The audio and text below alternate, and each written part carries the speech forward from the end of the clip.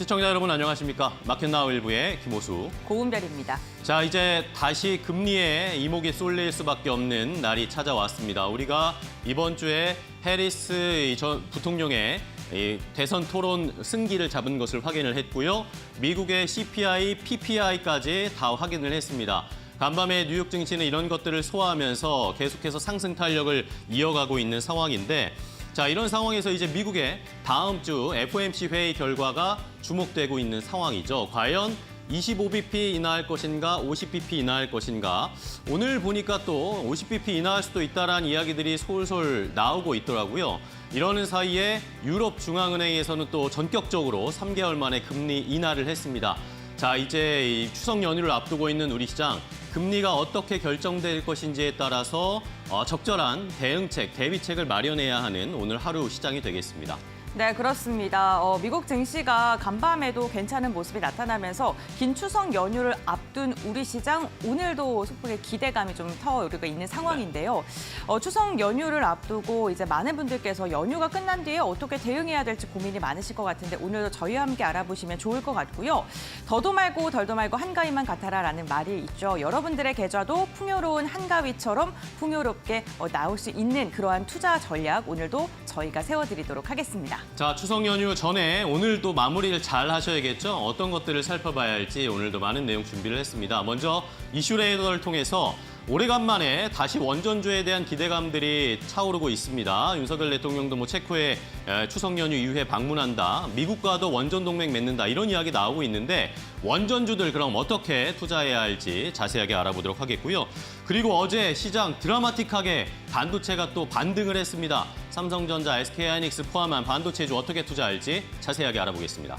네, 금리 인하에 대한 기대감이 커지고 있는 가운데 또 NK 트레이드에 대한 우려감도 나오고 있는 상황입니다. 일본 중앙은행에서 금리를 조금 미국과 다른 스탠스로 가겠다라는 그런 스탠스가 지속적으로 확인이 되면서 엔화 강세장이 좀 펼쳐질 것이다라는 우려가 나오고 있는데요. 국내 증시도 어떻게 대응해야 될지 이에 대한 투자 포인트 알아보도록 하겠고요.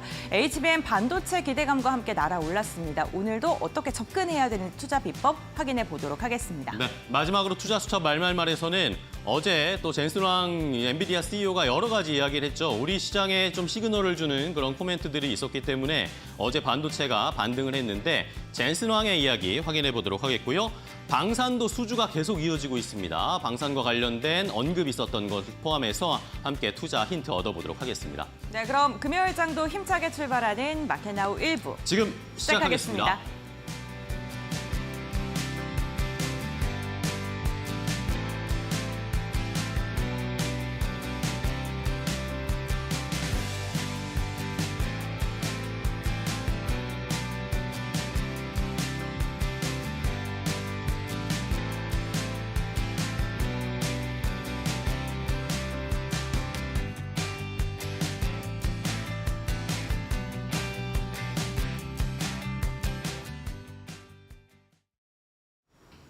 마켓나우 1부 글로벌 포커스로 문을 열어보겠습니다. 우리가 잠든 사이 세계 시장에서는 어떤 일이 있었고 우리 시장에는 어떻게 영향을 미칠까요?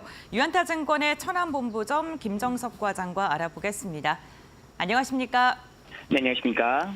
네, 과장님 간밤 미국 증시 어떤 부분 좀 집중적으로 보셨습니까? 네, 간밤 증시는 캔들수가 일제히 상승 마감되었는데요. 투자자들은 8월 물가지표를 통해 인플레이션 진정 추세를 확인한 뒤 이달 금리 인하를 확신하며 빅테크 매수에 나선 모습입니다. 소매와 도매 물가 모두 완화하며 경착륙 가능성을 줄이고 연착륙 과정에 있음을 시사했는데요. 이러한 부분이 금리 인하와 맞물리며 성장주의 전망을 밝게 해주는 흐름입니다. 금리 인하를 앞두고 빅테크 중심의 기술주 랠리가 이어졌는데요.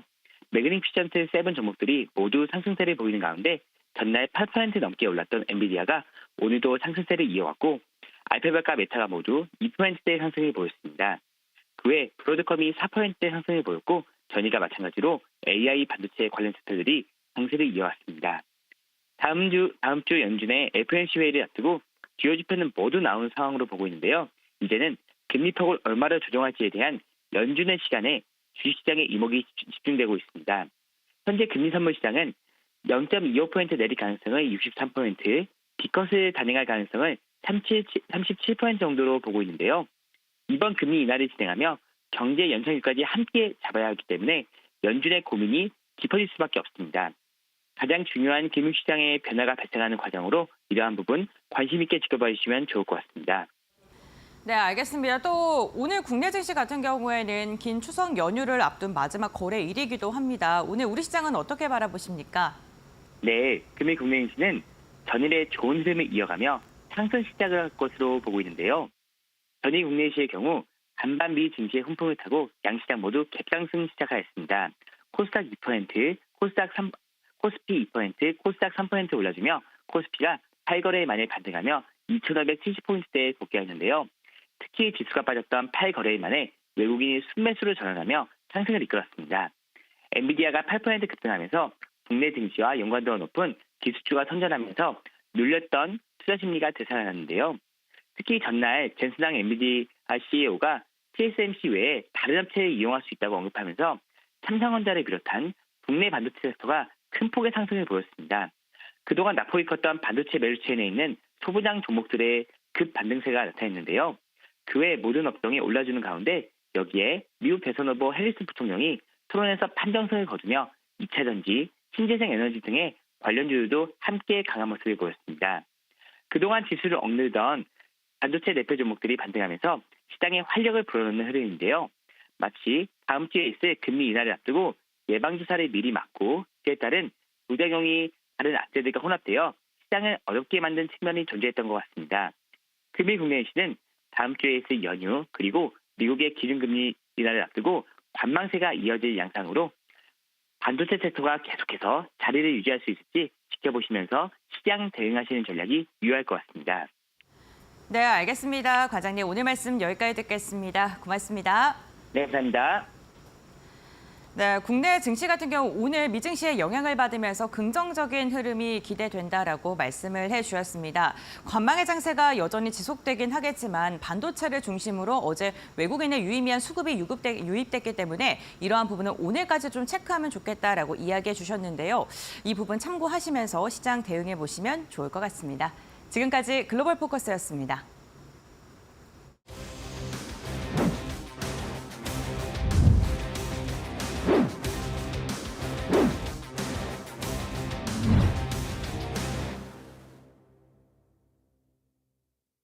자, 이슈 레이더로 바로 이어가겠습니다. 오늘도 개장하기 전에 포착해야 할 이슈 알아보고요. 여기에서 종목 투자 전략까지 선정을 해보도록 하겠습니다. 자, 오늘은 두 분의 전문가와 함께 하는데요. 이데일리온의 박정식 파트너, 곽유정 파트너 두 분과 함께합니다. 안녕하세요. 반갑습니다. 네, 안녕하세요. 네, 안녕하세요. 자, 오늘은 또 이제 추석 연휴 앞두고 있습니다. 추석 연휴 전에 오늘 시장에서 잘 전략을 세우고 좋은 종목들을 한번 포착해봐야 할 텐데 먼저 박정식 파트너님이 포착한 이슈부터 함께 확인해 볼까요? 지금 공개하겠습니다. 원자력안전위원회가 신한울 3, 4호 건설 허가 관련 안건을 의결했습니다. 국내 원전의 건설 허가는 8년 3개월 만인데요. 대통령실은 이번 허가에 대해 고사 직전까지 갔던 원전 생태계를 복원하고 재도약할 수 있는 계기를 마련했다고 평가했습니다. 윤석열 대통령은 원전 동맹을 구축하기 위해 오는 19일부터 22일까지 체코 순방길에 오릅니다. 우리나라 대통령의 체코 방문은 박근혜 전 대통령 이후 9년 만인데요. 원전 산업을 부활시키겠다는 정부의 의지, 원전주 또 다시 날아오를 수 있을까요? 지금부터 알아보시죠. 자, 원전주 투자법을 좀 알아보겠습니다. 정부에서 지금 강력하게 의지를 갖고 원전을 다시 부활시키겠다라는 움직임들이 나타나고 있죠. 어제는 이 신한울 3호, 4호기와 관련된 이 건설 허가가 나왔고요. 여기에다가 또 어제 장 마치고 나서는 대통령실에서 윤석열 대통령이 이제 추석 연휴 지나고 나서 체코 방문할 거다. 여기에서 체코와 원전 동맹을 구축해버리겠다. 이거 이제 체코 찍고 여기서 확인을 하고 다른 나라들의 이 수주도 조금 추진하려는 그런 모습들이 나타나고 있어요. 원전주 투자 어떻게 저희가 전략 세워야 될까요?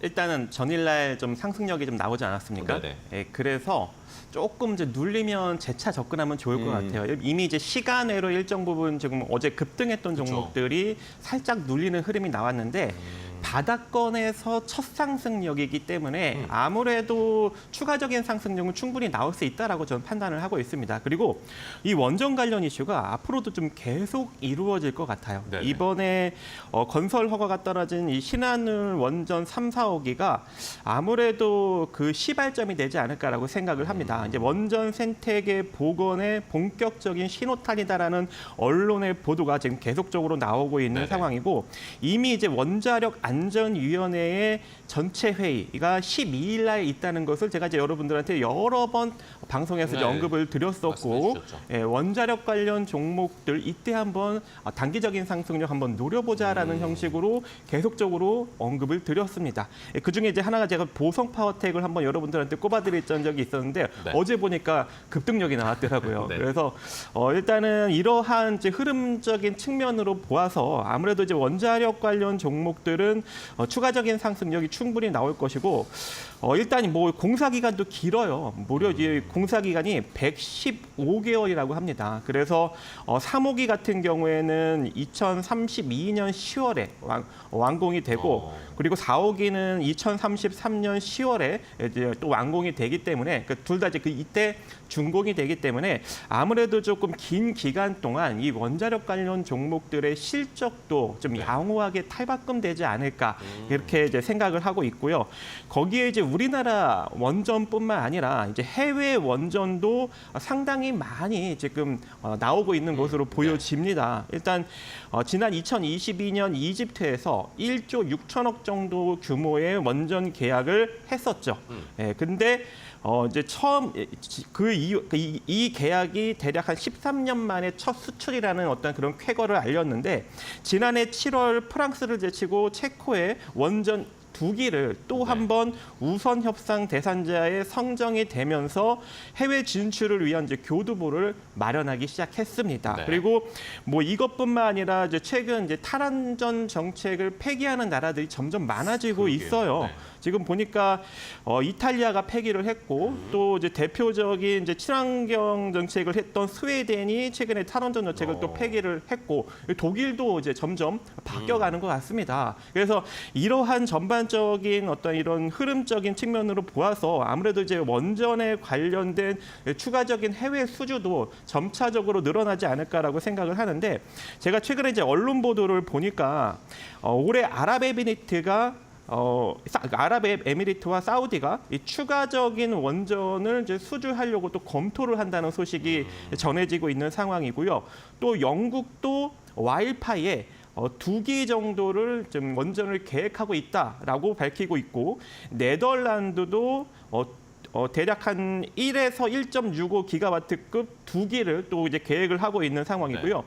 폴란드도 2기, 슬로베니아도 1기, 슬로바키아도 1기, 튀르키예도 4기. 엄청 많습니다. 스웨덴도 2기, 핀란드는 현재 미정이지만 계획만 하고 있는 상황이고 아랍에미리트도 이제 바카로 후속으로 무려 많게는 4개까지 현재 이제 계획을 하고 있는 상황이기 때문에 아무래도 이제 이러한 것들이 향후 10년간 충분히 원전 관련 종목들의 시세 흐름을 좀 긍정적으로 만들어가지 않을까 이렇게 생각을 하고 있습니다. 네, 좋습니다. 자, 7월에 어쨌든 체코 원전 수주의 희소식을 저희가 들으면서 원전주들이 한번 쭉 올라갔다가 다시 좀 쉬어가는 모습이었는데 뭐 이제 다시 한번 또 해외 수주나 국내에서도 뭐 신한울 3, 4호기 준공 건설 허가가 나왔기 때문에 이런 모멘텀을 한번 더 올라갈 수 있지 않을까 기대가 됩니다. 자, 그럼 관련해서 원전 관련 종목들 어제 또 급등이 나왔는데 더 자세하게 최근에 원전주들의 흐름 체크해 보겠습니다. 고은변 앵커가 전해드립니다. 네, 원전 관련 기업들의 흐름 함께 확인해 보겠습니다. 원전주들 어제 강하게 날아오르는 모습이 확인이 됐습니다. 아무래도 해외에서의 긍정적인 소식도 있지만 국내에서의 소식도 원전 관련 기업들을 들어 올리는 요인으로 작용했는데요. 오늘 원전 관련 기업 5개 종목을 추려봤는데 신한울 3, 4호기와 연관되어 있는 기업들을 가지고 왔습니다. 대표적으로 어제 가격 제한폭까지 상승하며 마감한 보성파워텍은 결국에는 3,580원까지 들어 올리는 데 성공했습니다. 신한울 3, 4호기 철골과 관련돼서 공급 계약을 체결한다는 그런 소식이 전해졌고요. 어제 7월 중순에 무너졌던 121선을 시원하게 뚫어내는 데 성공을 했습니다. 우르기술 같은 경우에 두 자릿대 강세를 보이면서 마감을 하는 데 성공했습니다. 원자력 발전소 감시를 하고 제어를 하는 시스템을 만들어낸 기업이기도 하죠. 우리기술 같은 경우에는 원전 제어 시스템 신한울 1, 2호기를 지금 가동하고 있고요. 역시나 지금 매물대를 좀 뚫어내는 모습이 나타났는데 과연 8월에 못 뚫어냈던 2,500선을 이번 모멘텀을 안고 오늘 또 다시 레벨업 할 수 있을지 이 부분 좀 체크해 보시면 좋을 것 같고요. 우진혜택 같은 경우에는 고리 1호기부터 신한울 원전까지 해서 지속적인 수주 소식을 들려왔던 기업입니다. 어제 역시나 두 자릿대 강세를 보였고요. 두산 에너빌리티 국내에서는 사실 원전의 대장주라고 할 수 있겠죠. 무거운 시가총액임에도 불구하고 어제 8%가량의 강한 상승이 나왔습니다. S&T 에너지 역시나 4%가량의 오름세가 나타났습니다. 신한울 3, 4호기 건설 프로젝트 원전 설비 콘덴서 관련해서 수주에 대한 기대감이 나오고 있는 종목이고요. 지금 원전 관련 기업들 대부분 흐름이 괜찮은 가운데 8월 달에 나왔었던 이 급락세를 다시 회복할 수 있을지 이 부분을 좀 주목을 해보셔야 될 것 같습니다. 그렇다면 원전 관련 기업들 팀코리아와 연결되어 있는 해외 수주에 대한 가능성 있는 기업들을 봐야 될까요? 아니면 국내에서 사업 수주를 따고 있는 기업들을 봐야 될까요? 지금부터 알아보시죠. 자, 어제 모처럼 만에 원전주들의 급등이 나왔습니다. 이 박정식 파트너와 예전에도 뭐 원전 이야기 나눌 때 아까 말씀해 주셨던 보성파워텍 어제 상한가 같네요. 네. 네. 자, 그러면 이번에는 어떤 종목 또 볼까요? 원전주 중에 잘 갈 거. 이미 이제 그 전력 섹터 이야기했을 때 이제 제가 두산 에너빌리티를 언급을 네. 드렸었는데 원래는 이제 중소형주를 하려고 했어요. 일단 곽유정 파트너님이 대형주 좋아하시니까 그래서 중소형주를 찍으려고 했는데 너무 많이 급등이 나왔더라고요. 그러니까요. 네. 그래서 이제 좀 부담이 돼서 두산 에너빌리티를 두산 에너빌리티 다시 안정적으로 한번 가져오셨군요. 다시 한번 이제 소개를 해드릴까 하는데 지금 보니까 바닥권에서 천냥봉이 나왔어요. 네. 그리고 이제 제가 그때 이제 소개해드렸던 가격권역까지 다시 이제 조금 내려왔어요. 눌렸다가 네. 눌렸다가 다시 올라왔거든요. 그래서 지금 현재 흐름상 보면은 한 대략 오늘 한 17,500원에서 17,100원 정도 사이에 분할로 접근하면 될 것 같아요. 오늘 살짝 눌릴 때. 그리고 여기서 재차 상승이 나타나게 된다면 1차적으로 한 19,600원. 그리고 원전 관련 섹터가 아주 강한 흐름을 보이면서 추가적인 상승력이 나타난다면 22,000원 정도 자리까지 바라볼 수 있을 것으로 일단 판단이 되고 있습니다. 두산 에너빌리티 같은 경우에 일단 원자로 용기 제작이 가능한 이 단조 설비를 가진 이 세계적인 회사 아닙니까? 그리고 또 이번에 이제 신한울 3, 4호기에 현대건설 컨소시엄이 주설비 공사를 맡게 됐는데 여기에 포스코 ENC와 함께 이 두산 에너빌리티가 포함이 되어 있습니다. 네. 그리고 이런 이제 주설비 공사 같은 경우에는 이제 다양한 것들 다 하는데요. 토목 건축, 기계 전기, 배관 개측, 설치까지 또 시운전까지 토탈로 하는 어떤 그런 사업이기 때문에 아무래도 돈이 이제 많이 투입되고 또 긴 시간 안정적인 매출을 올릴 수가 있겠죠. 거기에 이제 이번에 또 신재생 에너지 쪽도 이 두산 에너빌리티가 상당히 조금 이제 관심을 갖고 개발을 하고 있는 상황입니다. 지금 보니까 국책 과제 주간 기업으로 10메가와트급 풍력 발전기 설계 조립 설치 실증 전반을 담당하는 부품 신뢰성 시험과 그리고 자동화 장비 개발에 현재 참여를 하였습니다. 그래서 이 연구 개발과 공장 증설에 500억 정도를 자체 투자한다고 하기 때문에 이 풍력 발전으로도 충분히 성장이 나타날 수 있는 가능성이 존재하고 이 10메가와트급 풍력 발전기는 국내 저풍속 환경에 맞춘 모델로 평균 풍속 초당 한 6.5m 정도의 풍속에도 이용률이 30% 이상 발전할 수 있는 로터 직경 205m 정도 초대형 풍력 발전기입니다. 네. 그래서 이쪽에 이제 풍력 터빈을 이제 본격적으로 지금 개발을 하고 있는 상황이기 때문에 이게 상용화가 된다면 여기서도 엄청난 또 매출이 발생이 될 수 있는 여력이 존재하겠죠. 그래서 지금부터 한번 잘 관심을 가져보시기 바라겠습니다. 네, 알겠습니다. 두산 에너빌리티 뭐 원전으로도 모멘텀 많이 받고 있는 상황이지만 신재생 에너지 쪽 말씀해 주신 쪽도 계속 사업을 같이 양쪽으로 다 하고 있는 상황이기 때문에 뭐 최근에 뭐 해리스 트레이드 나오면서 친환경주들이 또 수혜를 받는데 양쪽으로 이제 분위기가 받을 수 있는 그런 분위기가 형성됐으니까 두산 에너빌리티도 한번 저희 지켜보겠습니다. 뭐 많은 분들이 개인 투자자분들이 두산 에너빌리티 관심 많으시니까요. 자, 그럼 이번에 곽유정 파트너께서는 어떤 종목 보세요? 원전.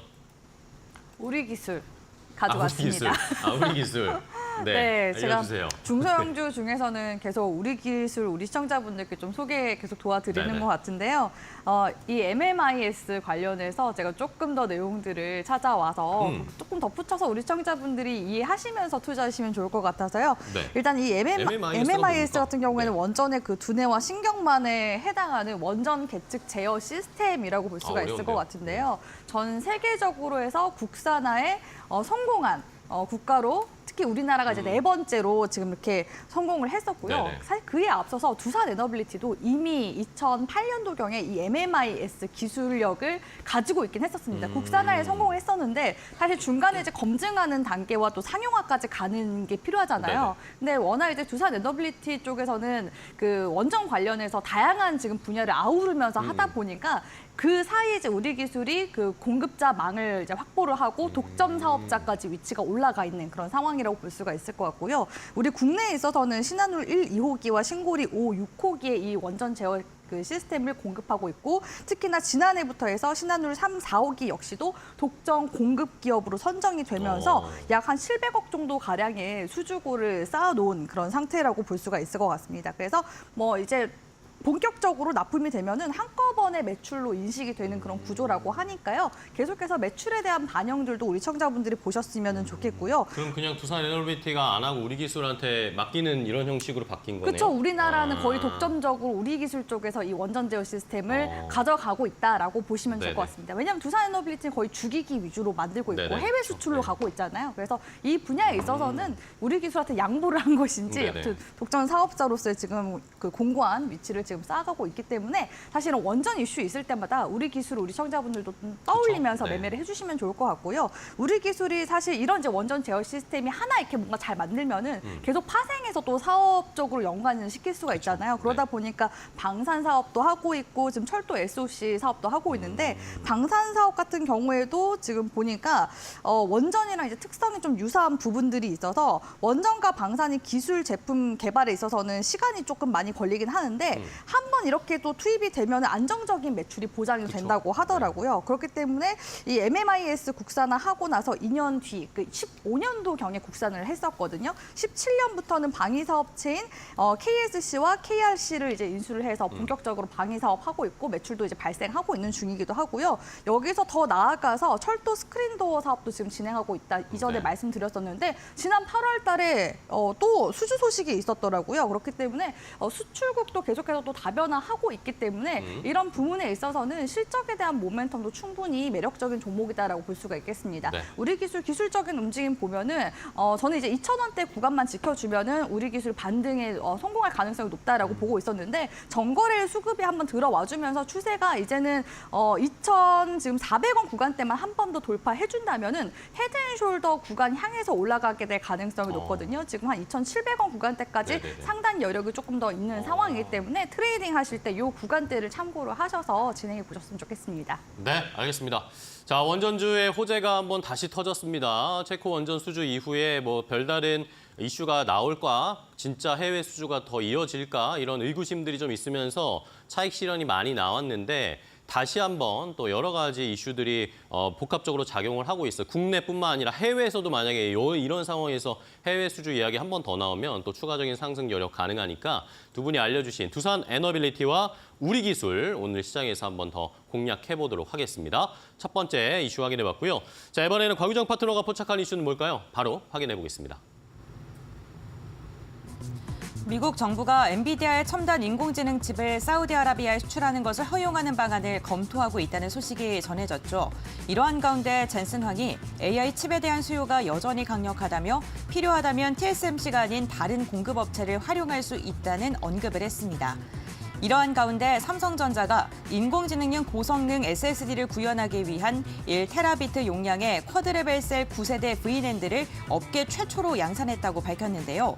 8거래일 만에 반등한 삼성전자, 앞으로 지속적인 오름세가 이어질까요? 지금부터 알아보시죠. 자, 어제 모처럼 만에 삼성전자, SK하이닉스 반도체 관련 종목들이 전체적으로 한번 점프업을 했습니다. 뭐 그동안 너무 많이 빠졌기 때문에 네. 뭐 점프업이라고 하긴 묘하고 하락을 멈추고 네. 이제 방향을 좀 바꾸는 모습을 나타내고 있는데 자, 연휴 앞두고 오늘도 반도체가 상승이 이어질 수 있을까요? 그래도 이제 반도체 추심이 좀 달아오는 데는 한몫하지 않았나라는 생각이 들고요. 최근에 이제 반도체 관련 이슈가 또 다시 호재로 이제 좀 볼 수 있을 만한 소식들이 그러니까요. 많이 약간 좀 들려오는 전환되는 것 분위기예요. 같습니다. 네, 지금 AMD 회장 역시도 고성능 칩셋 곧 출시한다. AMD 같은 경우는 엔비디아의 경쟁사 중 네. 하나잖아요. AI 슈퍼사이클 이제 막 시작됐다라고 해서 그렇게 도대체 말을 하기도 언제 했었고요. 전성기가 오는 겁니까? 네, 그런데 그럼에도 불구하고 이제 엔비디아 쪽에서 나온 이슈들을 보면은 곰곰이 보면은 그래도 긍정적인 부분들이 굉장히 많다고 네네. 볼 수 있을 것 같은데요. 일단은 미국 쪽에서 작년 10월부터 대중국 반도체 수출 통제가 강화하겠다라고 하면서 중국으로 이전될 위험이 있는 40개국 이상의 수출을 만약에 하게 될 경우에는 네. 허가를 받아야 된다라고서 요구를 했었는데 그중에서 사우디나 이제 아랍에미리트 같은 경우에는 이제 AI 산업에다가 이제 본격적으로 크게 투자하겠다라고서 이야기를 해놓은 상황이었었거든요. 근데 이런 이제 여러 가지 허가에 대한 부분들이 좀 어떻게 보면은 바로 이게 허가가 나지 않잖아요. 그런 부분들이 어떻게 보면 엔비디아 실적에 있어서 더 나올 수 있는 부분이 네네. 막혀 있었던 건데 이제 사우디아라비아 역시도 수출할 수 있도록 허용하는 방안을 검토 중이다라고 했을 때 조금 더 대량의 매출이 발생하게 되지 않을까라는 그런 기대감을 가져가 볼 네. 수 있을 것 같고요. 여기서 이제 엔비디아가 그 캘리포니아주 샌프란시스코 팰리스 호텔에서 열린 골드만삭스 주최 그 테크 컨퍼런스에서 이런 얘기를 했었죠. 네. 필요시 TSMC 네. 말고 그 외 다른 업체를 이용할 수 있겠다, 그쵸. 이용할 수도 있다라고 얘기를 했는데 TSMC가 지금 파운드리에서 전체 지금 시장에서 지난 2분기에 가져간 그 비중 자체가 어느 정도 되냐면요. 60%가 넘습니다. 네네. 물론 이제 한 2년 전까지만 해도 50% 정도 됐고 삼성전자가 한 17% 정도였었거든요. 근데 워낙 그 TSMC 쪽에서 파운드리 수율이 너무 높고 기술력 격차가 좀 있는 것 같아요. 네네. 그러다 보니까 전체적인 빅테크 기업들이 다 이제 TSMC로만 이제 계약을 몰리는 맡기다 거죠. 보니까 쏠림 현상이 있었습니다. 그로 인해서 삼성전자는 당연히 또 피해를 볼 수밖에 없었고 지금 이제 그 비중 자체가 점유율 자체가 11%까지 내려간 그런 상황이라고 볼 수가 있거든요. 네. 그래서 제가 이제 수율에 대해서 어느 정도 차이가 나는지 찾아봤습니다. 찾아봤는데요.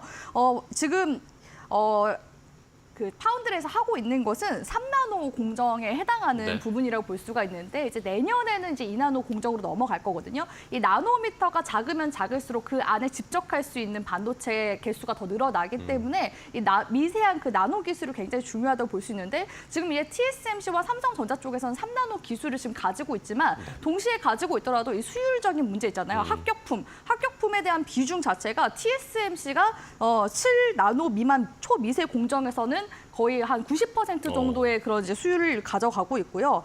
그리고 삼성전자 같은 경우에는 지금 보니까 4나노 수율이 75%, 3나노 수율이 60% 이상이에요. 이거 너무 적은 거 아니야 할 수 있지만 그래도 최선당 공정에서 60% 정도의 이상 공정만 가져가더라도 기술력을 인정할 수는 있는 부분이거든요. 근데 이미 TSMC는 이런 60%더 뛰어넘는 그런 수율을 가져가고 있기 때문에 그렇게 쏠림 현상이 있었던 거고요.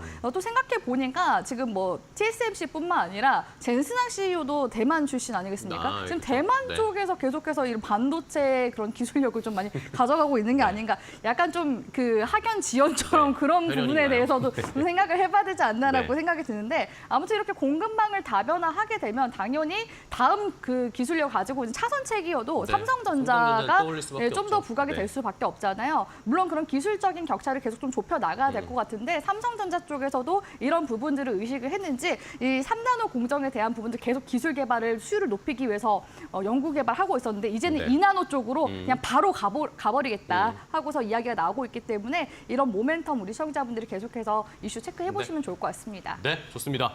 자, 반도체 그럼 이제 어제에 이어서 오늘도 상승을 이어갈 수 있을지 연속성이 중요한데 어제만 반짝 오르고 끝나면 또 시장이 풀이 죽어버리잖아요. 최근에 반도체 관련된 종목들의 흐름이 어떤지 체크하고 또 다시 이야기해 보겠습니다. 고은별 앵커가 전해드릴게요. 네, 반도체 관련 기업들 어제 삼성전자를 필두로 해서 외국인의 매수세가 유입됐고요. 이로 인해 강한 상승이 나온 기업들도 있었습니다.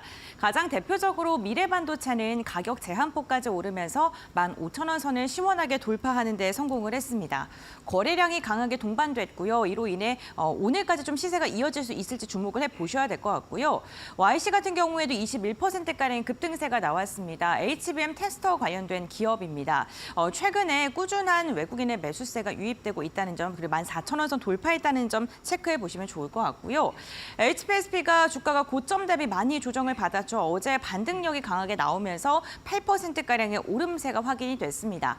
HPSP 같은 경우에는 반도체가 흔들리는 가운데서도 기관이 8월 달부터 꾸준한 매수세가 유입되고 있고요. 어제 주가의 강세가 확인됐다는 점 참고해 보시면 좋을 것 같고요. SK하이닉스 어제 정말 강했습니다. 7% 이상의 오름세가 확인이 됐고 외국인의 매수세가 오랜만에 유입이 되면서 주가의 반등 여력이 나타났습니다. 간밤에 엔비디아가 또 다시 상승 추세를 이어갔던 만큼 오늘 SK하이닉스의 방향성도 좀 꼼꼼하게 체크해 보셔야 될 것 같습니다. 테크인 역시나 6%가량의 오름세가 나오면서 반도체 시가총액 상위 종목들의 흐름까지도 괜찮았었던 하루였는데요. 다만 외국인의 수급에 따라서 반도체 관련 기업들의 주가의 방향성이 달라지는 만큼 긴 연휴를 앞두고 외국인이 과연 어떠한 선택을 할지 이 부분도 체크해 보셔야 될 것 같습니다. 그렇다면 추석 연휴가 끝난 뒤에도 눈여겨볼 만한 반도체 관련 기업 어떠한 종목이 있을까요? 지금부터 알아보시죠. 자, 어제 반도체 관련 종목은 대부분 올랐습니다. 그런데 여기에서 자세히 들여다보면 재밌었던 게 네. 삼성전자는 외국인이 매수를 하지 않았어요. 네. 기관이 오히려 좀 매집을 하는 모습이었고 SK하이닉스는 외국인 수급이 들어왔고 네네. 또 중소형 단으로 전 내려가서 보니까 오히려 또 중소형 단에서는 삼성전자향 관련 종목들이 작은 종목들이 네. 상승률이 훨씬 더 높게 나오더라고요. 네. 이런 상황에서 어떤 종목을 저희가 공략해야 될까요? 일단 저는 삼성전자향 종목인 원익 IPS 가지고 왔고요. 삼성전자 같은 경우에는 최근에 역사적 저점까지 내려왔었는데 사실 네. 이미 가이던스는 이제 그 기업에서 내는 것을 가이던스라고 표현을 하고 증권사 쪽에서 내는 걸 컨센서스라고 표현을 하는데 이 가이던스 상으로 봤을 때는 3분기 이제 4분기 경에 네. HBM 그 3 매출이 발생이 본격적으로 시작할 거고 그에 대한 매출이 한 2배 정도 이상 반영이 될 거다라고 이야기가 나왔는데 이미 지금 3분기가 거의 지금 지나가는 와중에도 HBM3 통과가 지금 나오고 있지 그렇죠. 않기 네. 때문에 그런 부분들이 부담이 돼서 주가가 좀 급격하게 하락세가 나온 것으로 보여지고요. 그렇기 때문에 이제 증권사 쪽에서는 목표 주가도 상당히 지금 하향 조정을 한 낮추고 상황입니다. 있잖아요. 네. 그렇기 때문에 이제 기대감이 낮춰지면 여기서 3분기 어닝 서프라이즈가 조금만 나와주더라도 오히려 이제 기대치가 너무 낮아진 상황이기 때문에 그런 부분이 또 다시 호재로 인식이 될 가능성이 그렇네요. 높고 또한 이제 자사주 매입 최근에 임직원들이 매입하고 있잖아요. 임원들이 많이 사더라고요. 보통 이제 네. 고가권에서 매도를 할 때는 주가가 좀 고평가됐구나라고서 표현하고 악재로 보는데 자사주를 이제 저가권에서 매수를 할 때는 그만큼의 저가 메리트가 있다는 거기 때문에 긍정적으로 보실 부분도 분명히 여지 있다고 보고 있습니다. 네. 원익 IPS 같은 경우에는 삼성전자가 어떻게 보면 직접 챙기고 있는 그런 이제 소부장 장비사라고 볼 수가 있을 것 같은데요. 원익 IPS의 그 지분율을 보시면은 삼성전자 왜 1인이라고 이제 그 최대 주주, 2대 주주로 삼성전자 그룹이 올라와 있는 것을 볼 수 있는데 삼성전자가 지분율 한 3.77% 정도 가져가고 있고요. 삼성 디스플레이 쪽에서는 3.77% 같이 이제 동시에 네. 가져가고 있는 모습 볼 수가 있습니다. 최선단에서 그 공급 그 장비 공정 장비를 이제 공급을 하고 있고 그 중에서도 반도체 증착 장비 관련해서는 원익 IPS가 대장격의 종목이라고 볼 수가 있을 것 같은데요.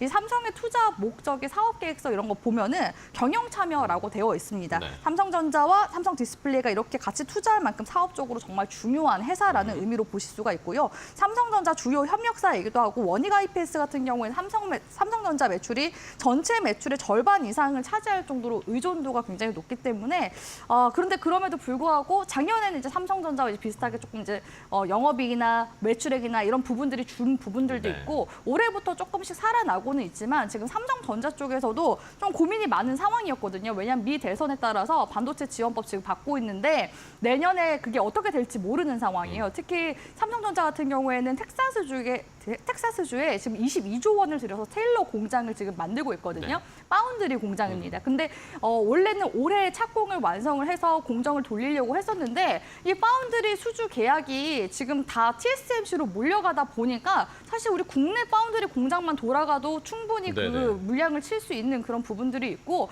사실 지금 수주가 많이 안 들어와서 그러니까 그쪽에서 네. 직원들이 좀 빠지고 있다는 얘기가 있던데요, 뉴스에. 네네. 그러니까 원래는 그 대규모 투입을 하면서 인력도 그쪽에다가 네네. 좀 배치를 하고 선방이라고 생각하고 배치를 했는데 수주 물량이 그만큼 들어오지 없으니까. 않으니까 일단은 지금 수익성이 좋은 디램 쪽에다가 집중을 하자라고 가고 있는 거예요. 그리고 지금 평택 쪽에도 공장 캠퍼스 단지 짓고 있는데 거기서도 지금 마감 공사 중에 있거든요. 근데 네. 마감 공사도 지금 고민이 많다고 합니다. 지금 뭐 디램이랑 낸드, 파운드리 이렇게 지금 공전단 있잖아요. 파운드리를 키우려고 했는데 지금 이렇게 수주가 안 들어오고 있으니까 이 마감 공사를 그 파운드리 쪽도 지금 계속 내밀어서 하는 게 맞나라는 그런 고민이 지금 좀 있는 그런 상황 속에서 평택 그래도 공장 중에서 4공장이 이제 좀 돌아가고 있는 중이기 때문에 네. 그에 대한 매출 인식이 이제 원익 IPS에 좀 반영이 될 가능성이 높고 만약 파운드리 쪽에서 이렇게 이제 엔비디아 향으로 해서 만약에 들어오기 시작한다 했을 때는 원익 IPS의 장비가 공급이 될 가능성이 높기 때문에 네. 이에 대한 부분을 주목해 보셨으면 좋겠습니다. 네, 알겠습니다. 자, 삼성전자 뭐 여러 가지 안 좋은 이야기와 걱정들이 많은 상황인데 일단은 뭐 반등을 할 때는 오히려 삼성전자 향 중소형 종목들이 조금 더 반등력이 높을 수 있으니까 그 점을 저희가 공략을 해보도록 할게요. 자, 그럼 박정식 파트너님은 어떤 종목 보실 거예요, 반도체? 저는 이제 엔비디아가 이제 물량을 뺀다고 하니까 TSMC에서 그래서 그러면 뭐 테일러 쪽으로 몰리겠네라고 네. 해서 테일러 공장 관련 종목을 한번 찝어보았는데 좋아요. 네. 곽은영 파트너님은 이제 디램 쪽으로 가셨네요. 예. 예, 그래서 저는 일단 테일러 공장에 동반 진출한 기업들 중에 네네. 조금 이제 실적이 좀 긍정적으로 나오고 그 다음에 조금 이제 외국인 수급이 조금 강하게 들어오고 또 주가도 웬만큼 조정을 받아서 상대적으로 좀 저평가 종목을 골라보았습니다. 뭐죠? 그게 바로 동진 세미캠입니다. 동진 세미캠? 네, 동진 세미캠. 어. 자, 동진 세미캠 같은 경우에는 감강액과 발포제 생산 판매 업체인데 특히 이제 반도체 및 평판 디스플레이 노광 공정에 사용하는 광가객이 현재 이제 매출의 상당 부분을 포지션을 취하고 있고요. 또 건설 자재 및 자동차 내장재에 주요 사용되는 산업용 기초 소재인 발포제 등을 또 생산을 해내고 있습니다. 근데 이 회사에 우리가 이제 주목을 해봐야 되는 게 삼성전자가 이제 테일러 쪽에 진출을 하면서 동반 진출을 했어요. 그래서 삼성물산과 미국 마틴과 합작 법인을 만들었습니다. 그게 DSM 세미캠인데요. 이걸 이제 텍사스주에 공장을 설립하면서 네. 지난해 7월에 준공을 완료했고 저번 달부터 본격적으로 황산을 생산을 해내기 시작했는데 이 고순도 황산이 반도체 공정에서 상당히 좀 중요한 소재로 주목을 받고 있는 상황이고 또 이 웨이퍼에 묻은 오염물을 씻어내는 역할을 하는데 최근에 이 반도체 소자가 3차원 구조로 진화하면서 회로를 더욱 깔끔하게 세정할 수 있는 이 고순도 황산에 대한 수요가 증가하고 있다고 합니다. 그래서 동진 세미캠 같은 경우에는 일단 뭐 생산 운영만 하고 판매는 삼성물산이 하고 있거든요. 그리고 원재료 공급은 마틴이 하고 있기 때문에 뭐 판매적인 측면도 크게 문제가 없지 않을까 그렇게 생각을 합니다. 그래서 동진 세미캠 같은 경우 최근에 좀 누적 순매수량을 보면 최근 2개월간 외국인의 순매수력이 상당히 많이 현재 유입이 되어 있는 상황이고요. 그리고 최근 이제 1분기, 2분기 실적을 조금 보면은 지난 2022년 최대 실적을 기록했던 것만큼 영업이익이 나오고 있어요. 그래서 다시금 지금 실적이 살아나고 있고 주가도 많이 조정받은 상황이기 때문에 한번 잘 관심을 가져보시기 바라겠습니다. 네, 알겠습니다. 자, 두 분이 뭐 디램과 뭐 테일러 쪽으로 좀 갈리긴 하셨지만 어쨌든 삼성전자향 종목들을 살펴봐야 된다라는 의견은 공통이네요. 시청자분들도 이 점은 참고를 하셔가지고 한번 잘 판단하시고 종목 골라보시면 되겠습니다. 자, 오늘 이슈레이더 두 분과 함께 했는데요. 오늘 좋은 전략 알려주셔서 감사하고요. 추석 연휴 잘 쉬시고 다음 주에 뵙도록 하겠습니다. 고생 많으셨어요. 고맙습니다.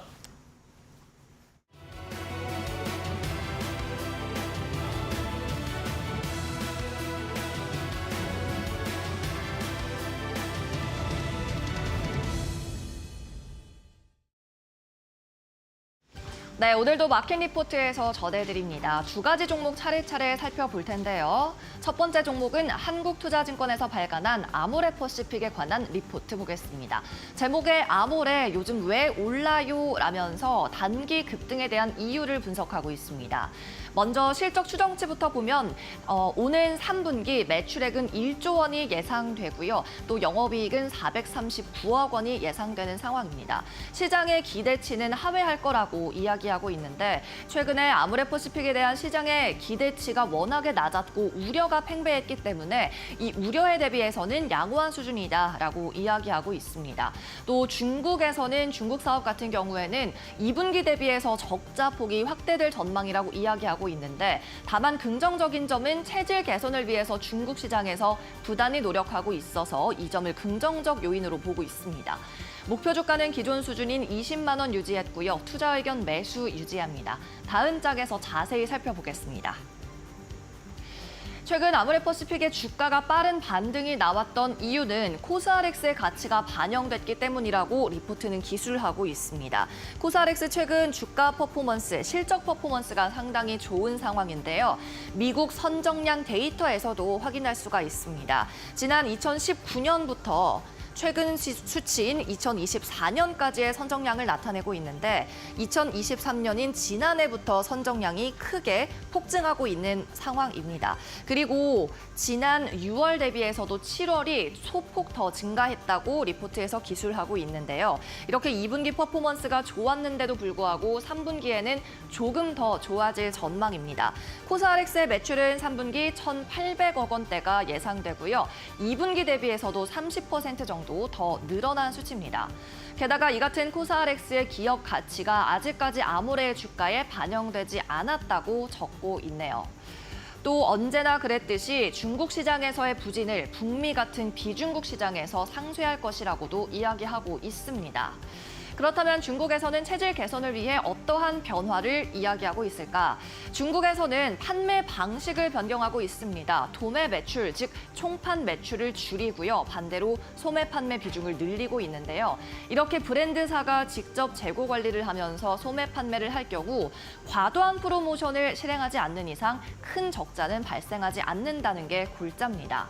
이 같은 노력에 힘입어서 내년부터는 중국의 영업 적자가 큰 폭으로 감소할 것 같습니다. 올해 영업 적자는 약 1,200억 원가량이 예상되는데 내년에는 반토막 수준인 460억 원까지 크게 줄어들 걸로 예상을 했습니다. 다만 아모레퍼시픽 최근 단기 주가 급등이 나왔기 때문에 차익 실현에 대한 니즈는 나올 수 있다고도 경고하고 있습니다. 이어서 다음 리포트 살펴보도록 하겠습니다. 이번에는 키움증권에서 발간한 보고서고요. LS 마린솔루션에 대해서 다뤘습니다. 제목에는 AI발 전력 수요 급증 속 해저 케이블 성장세가 주목된다라고 이야기하고 있습니다. LS 마린솔루션은 해저 케이블을 시공하고 유지 그리고 보수 사업을 영위하고 있는 기업인데요. 업력이 25년으로 꽤나 오래된 회사입니다. 그리고 해저 케이블을 시공하는데 필수적이라고 할 수 있는 이 선박을 세척 보유하고 있고요. 관련 장비도 보유하고 있는 기업입니다. 또 국내에서 유일하게 매설 전용 선박과 매설 장비도 보유하고 있어서 시장에서 경쟁 우위를 점하고 있다고 평가하고 있네요. 실제로 매출액도 꾸준히 증가하고 있어서 2030년까지 5천억 원을 달성할 수 있을 걸로 추산되고 있습니다. LS 마린솔루션에 대한 투자 의견과 목표 주가는 달지 않았고요. 리포트 더 자세히 살펴보도록 하겠습니다. 리포트에서 중점적으로 다루고 있는 것 가운데 하나는 LS 그룹주로서의 시너지 효과가 되겠습니다. 일단은 육상 케이블 시공업체인 LS 빌드윈을 자회사로 편입하면서 시너지 효과를 낼 수 있을 걸로 봤는데요. 운영이 통합되면서 원가가 절감될 수 있고 또 시공 기간이 단축되기 때문에 수주 시장에서 경쟁 우위를 점할 수 있다는 겁니다. 또 LS전선이 지난 2022년에 지분 참여를 하면서 최대 주주로 등극한 바 있었는데 마찬가지로 전력 케이블 쪽으로 사업 기회를 확대할 수 있게 되고요. 또 케이블 공급과 시공, 유지, 보수까지 턴키 솔루션을 일시에 제공할 수 있다는 걸 긍정적인 점으로 들고 있습니다. 즉 LS 빌드윈의 육상 케이블, LS 마린솔루션의 해상 케이블, LS전선의 전력 케이블까지 3사의 시너지 효과가 극대화될 수 있다는 걸 강조하고 있는 리포트였습니다. 또한 해상풍력 프로젝트단에서도 수주 모멘텀은 지속적으로 이어질 것 같은데요. 일단 최근에 모멘텀이 가시화되고 있는 것은 안마 해상풍력 그리고 신안 우위 해상풍력입니다. 최근에 LS 전선과 함께 우선 협상 대상자로 선정됐기 때문이고요. 해상풍력 프로젝트 시장에서는 지속적으로 사업 기회를 확대해 나갈 수 있을 걸로 보입니다. 또한 앞서서 이 해저 케이블 사업에 선박이 필수적이라고 말씀을 드렸는데 이 선박을 추가 도입할지 여부에 따라서도 기업 가치에 영향을 줄 것 같습니다. 올해 안에 케이펙스 규모 그리고 도입 시기가 구체적으로 나온다면 가치에 영향을 줄 수 있을 거라고 평가하고 있습니다. 네, 이상으로 마켓 리포트에서 전해드렸습니다.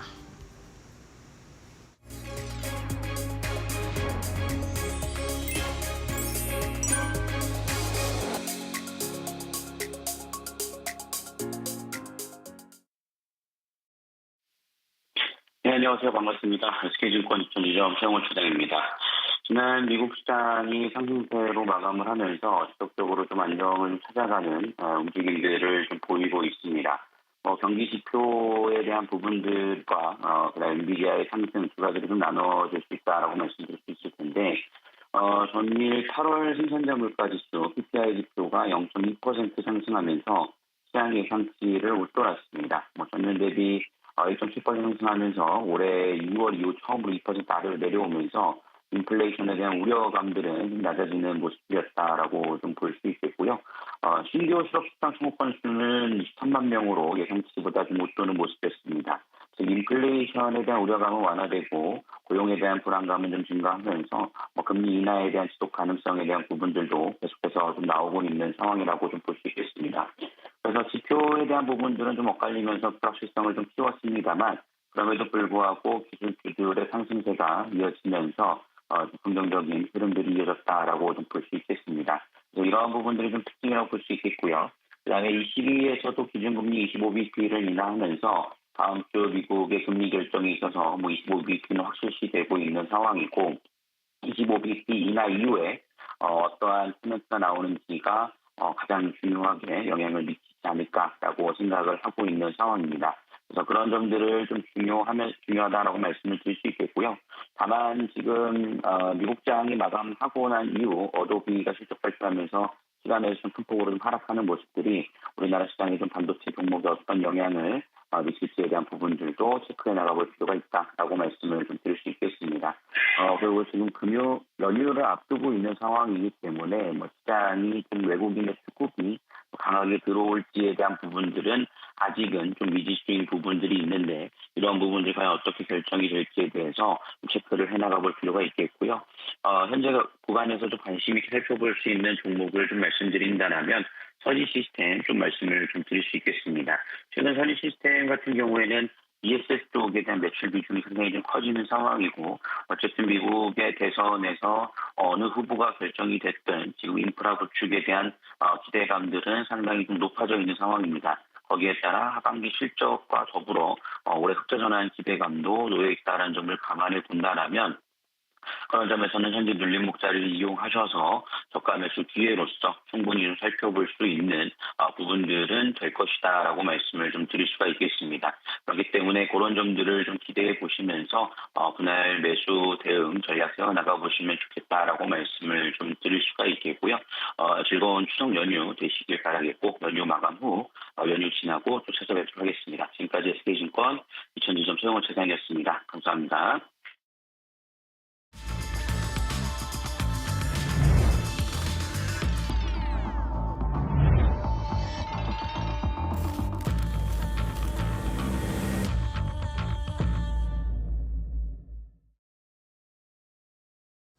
자, 마켓 스탠바이입니다. 이제 오늘 장 출발 10분 정도밖에 남지 않았습니다. 현재 시간 8시 50분 향해서 달려가고 있고요.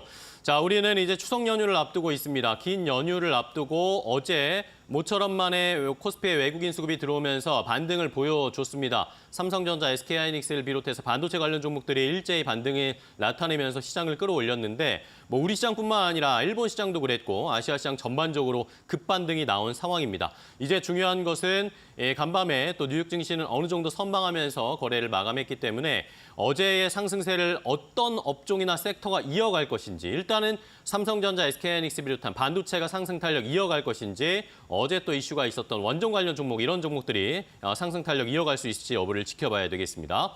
자, 그럼 오늘 함께 장출발 준비해 주실 두 분의 전문가 소개해드리겠습니다. GC인포의 박수범 대표, 이데일리 스페셜리스트, 신리섭 전문위원, 그리고 곰별 앵커와도 함께하겠습니다. 안녕하세요. 반갑습니다. 자, 오늘 장출발 중요합니다. 이제 연휴를 앞두고 있는 상황이기 때문에 어떤 것들을 준비하고 대비해야 될까요? 박수범 대표님부터 확인해 볼까요?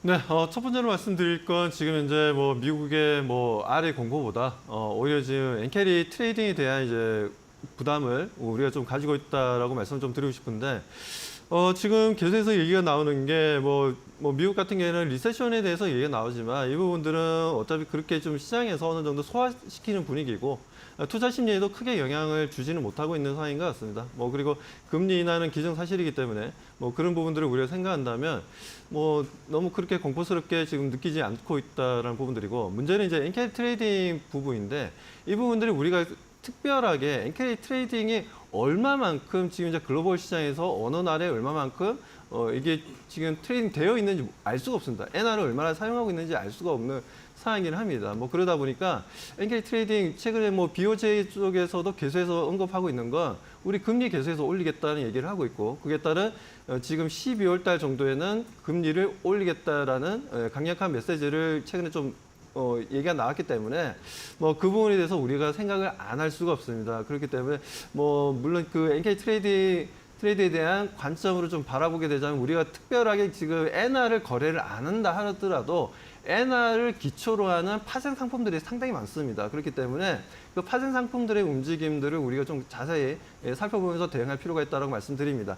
그렇게 되면 우리가 좀 위험 신호를 빨리빨리 체크해서 위험을 회피할 수가 있다는 부분들이고요.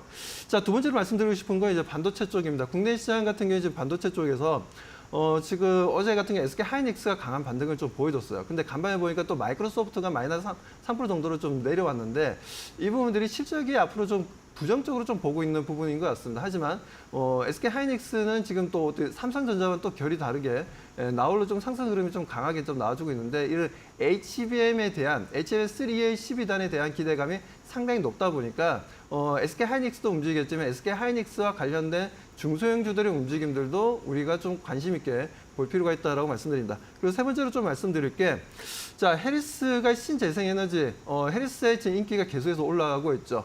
그 흐름들에 있어서 지금 현재 아무래도 해리스가 하고 있는 이제 앞으로 할 정책들, 조 바이든이 하고 있는 정책의 연장선이라고도 볼 수도 있는 부분들인데, 이 부분에서 신재생에너지 관련 종목들을 그래도 계속해서 관심 있게 좀 바라봐야 되지 않나라고 판단하고 있고요.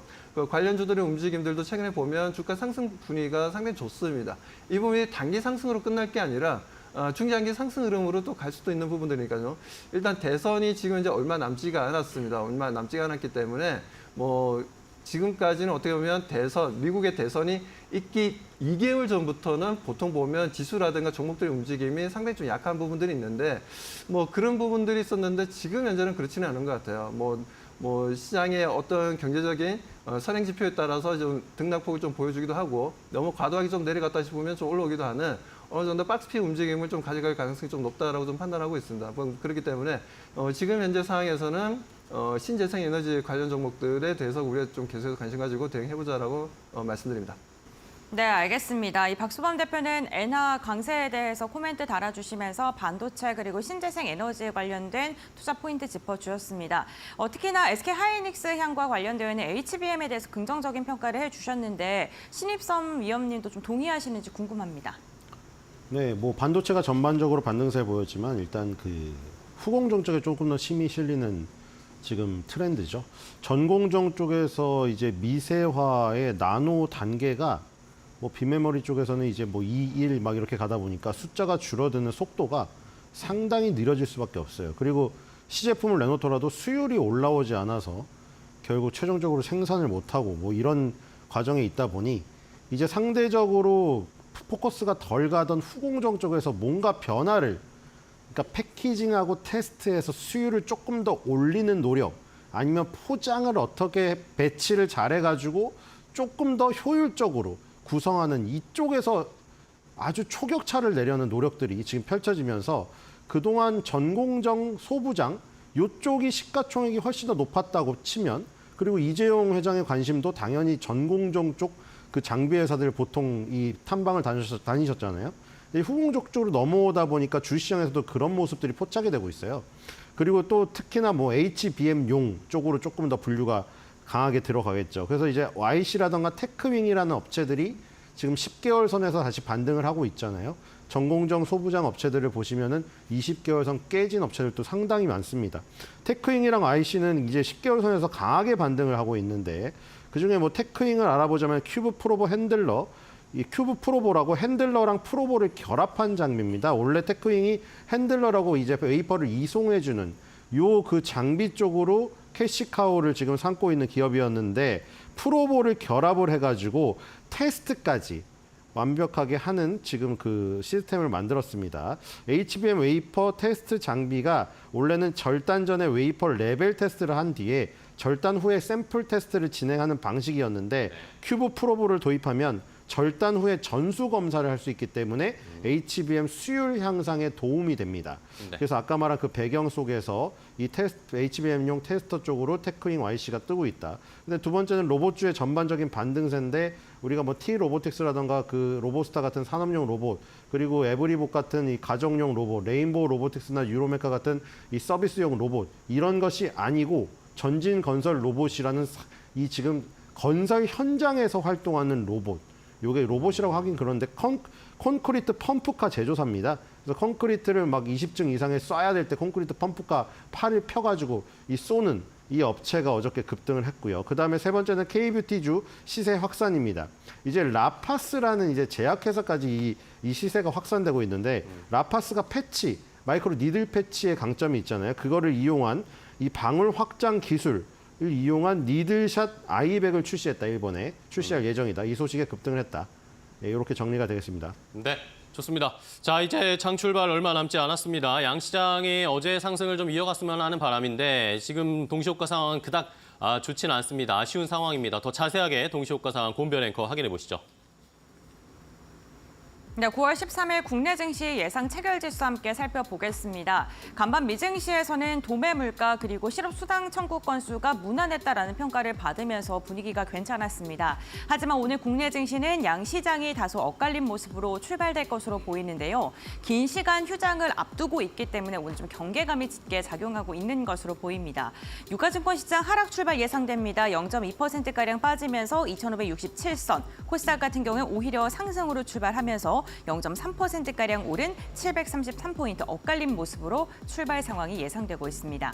그렇다면 시가총액은 어떨까요? 유가증권 시장부터 살펴보시죠. 1위부터 5위권 확인해 보겠습니다. 오늘 삼성전자가 무려 2% 이상 빠지고 있습니다. 64,800원 선대에서 출발할 것으로 보이고요. SK하이닉스는 0.5%가량 하락 출발 예상됩니다. 어제 강세를 보였던 반도체 기업들 오늘 좀 쉬어가는 움직임이 나타날 것으로 보이고요. LG에너지솔루션은 0.1%가량 하락, 삼성바이오로직스 오늘 흐름 괜찮습니다. 0.6% 상승 출발, 그리고 현대차가 2% 이상의 강한 상승 출발 예상됩니다. 6위부터 10위권 함께 보겠습니다. 현대차와 함께 기아도 오늘 상승 출발 예상되고 있는데요. GM과 개발부터 완성차 생산까지 협업을 하겠다라는 소식이 전해지면서 완성차 기업들 반등력을 이어가고 있고요. KB금융 같은 경우에도 1% 이상의 상승, 포스코홀딩스도 상승 출발 예상되면서 6위부터 10위권은 혼조세가 펼쳐질 것으로 보입니다. 다음은 코스닥 시가총액 상위 종목들을 함께 확인해 보시죠. 네, 코스닥 1위부터 5위권까지 일제히 상승 출발 예상됩니다. 알테오젠과 HLB 같은 경우에 0.6에서 0.1%가량 상승, 에코프로 그룹주들도 일제히 상승 출발 예상되고요. 엔캠의 상승력이 좀 눈에 띕니다. 2% 이상의 강한 탄력을 받을 것으로 보입니다. 코스닥 시가총액 상위권의 흐름은 괜찮을 것으로 보이는데 6위부터 10위권은 어떨까요? 네, 6위부터 10위권 보겠습니다. 클래시스가 어제 10위권 내에서 유일하게 하락으로 마감했었는데 오늘도 역시나 하락 출발 예상되고 있고요.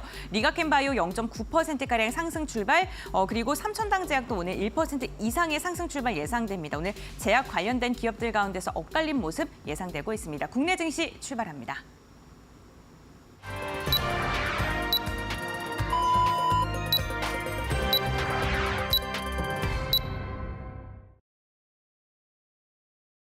자, 2024년 9월 13일 금요일 국내 주식시장 출발을 했습니다. 이제 추석 연휴를 앞두고 있는 상황이기 때문에 오늘 시장을 또 마무리 짓고 어떻게 마무리 지어야 할지 많은 분들이 고민을 하고 계실 텐데요. 일단은 코스피와 코스닥 우리 시장에서 어느 정도의 지지선은 보여줬습니다. 코스피는 그래도 2,500포인트는 내려가지 않는구나를 확인했고 코스닥도 700포인트 아래로는 내려가지 않는다. 어느 정도 눈높이를 확인했습니다. 어제 삼성전자, SK하이닉스 다른 수급 상황을 보였지만 함께 올라갔습니다. 오늘 시장은 어떨까요? 삼성전자, SK하이닉스 모두 하락 출발하면서 어제의 상승분을 조금 내놓고 있는 상황입니다. 삼성전자 1.5% 넘게 하락하고 있습니다. 65,300원에 출발했고요. SK하이닉스도 1.3% 가까이 하락세를 나타내면서 166,600원 정도 흐름으로 움직이고 있습니다. 자, 시가총액 상위 대표주들 두 종목이 이렇게 약하다 보니까 코스피는 약보합권 수준으로 출발하면서 2,570포인트 선에서 출발했고 코스닥은 반면에 오히려 시가총액 상위 종목들이 대부분 상승 출발을 했습니다. 이러면서 0.3%대 733포인트 선에서 현재 코스닥은 거래되고 있습니다. 자, 조금 더 자세하게 출발 상황 알아볼까요? 고은별 앵커 확인해 보시죠. 네, 금요일장 국내 증시 개장 상황 확인해 보도록 하겠습니다. 우선 간밤 미증시의 흐름은 괜찮았습니다. 지금 지속적으로 나오고 있는 굵직굵직한 이슈들을 긍정적으로 소화해주고 있는 모습인데 오늘 국내 증시 같은 경우에는 추석 연휴 3거래일간의 휴장을 앞두고 경계감이 짙은 모습 나타나고 있습니다. 과연 오늘 우리 증시가 마감까지 어떠한 방향성에 주목할지 투자분들도 궁금하실 것 같은데요. 3거래일간의 휴장을 앞둔 경계감이냐 아니면 미증시의 훈풍을 고스란히 받을 것이냐에 대해서 주목해 보시면 좋을 것 같습니다. 우선 시작 상황은 그다지 좋지 않습니다. 유가증권 시장은 0.16%가량 하락하면서 2,569선에서 출발을 알렸고요. 반면 코스닥 같은 경우에 0.23%가량 상승하면서 732포인트 선 어제에서 오늘도 상승 추세 이어가고 있습니다. 그렇다면 조금 더 자세한 상황 이데일리 스핀을 통해서 확인해 보겠습니다. 시가총액 상위 종목군들의 흐름 확인해 볼 텐데요. 먼저 유가증권 시장 살펴보시죠.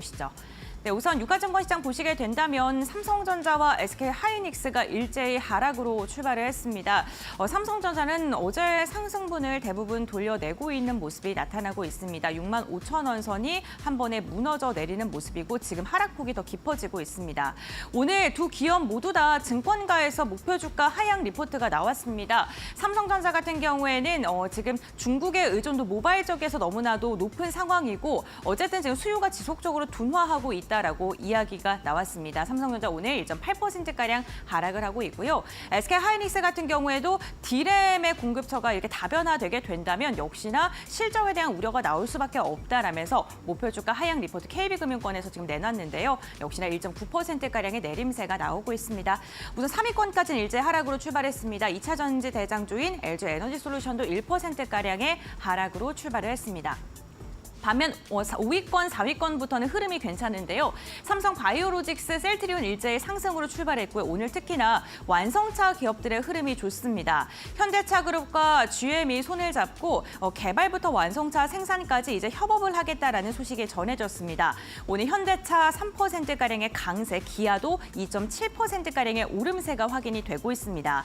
오랜만에 금융 지주사들의 흐름도 강한데요. KB금융이 2.5%가량의 강세를 보이고 있고 신한지주도 상승력이 이어가고 있는 상황입니다. 이와 함께 메리츠금융지주도 1%, 삼성생명도 1% 이상, 하나금융지주, 삼성화재, 보험증권사 너나 할 것 없이 지금 시세를 분출하고 있습니다.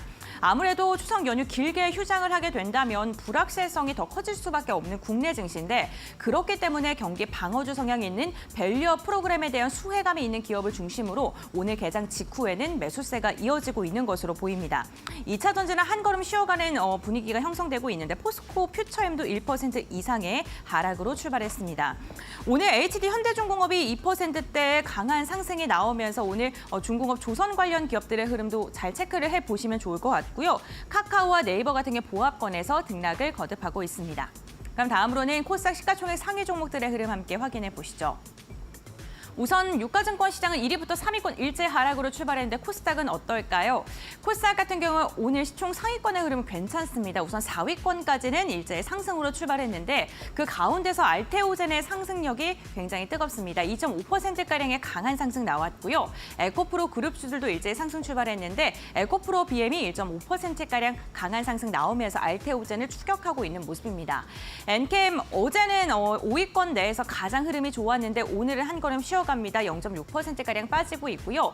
클래스 같은 경우 동시호가 상황 속에서는 약한 모습이 나타나는데 오히려 정규장 들어가니까 상승으로 좀 돌아선 모습이고요. 리가켄바이오도 0.3%, 휴젤도 오늘 상승력이 보여주면서 제약바이오 관련 기업들은 그래도 좀 버텨주는 모습이 나타나고 있습니다.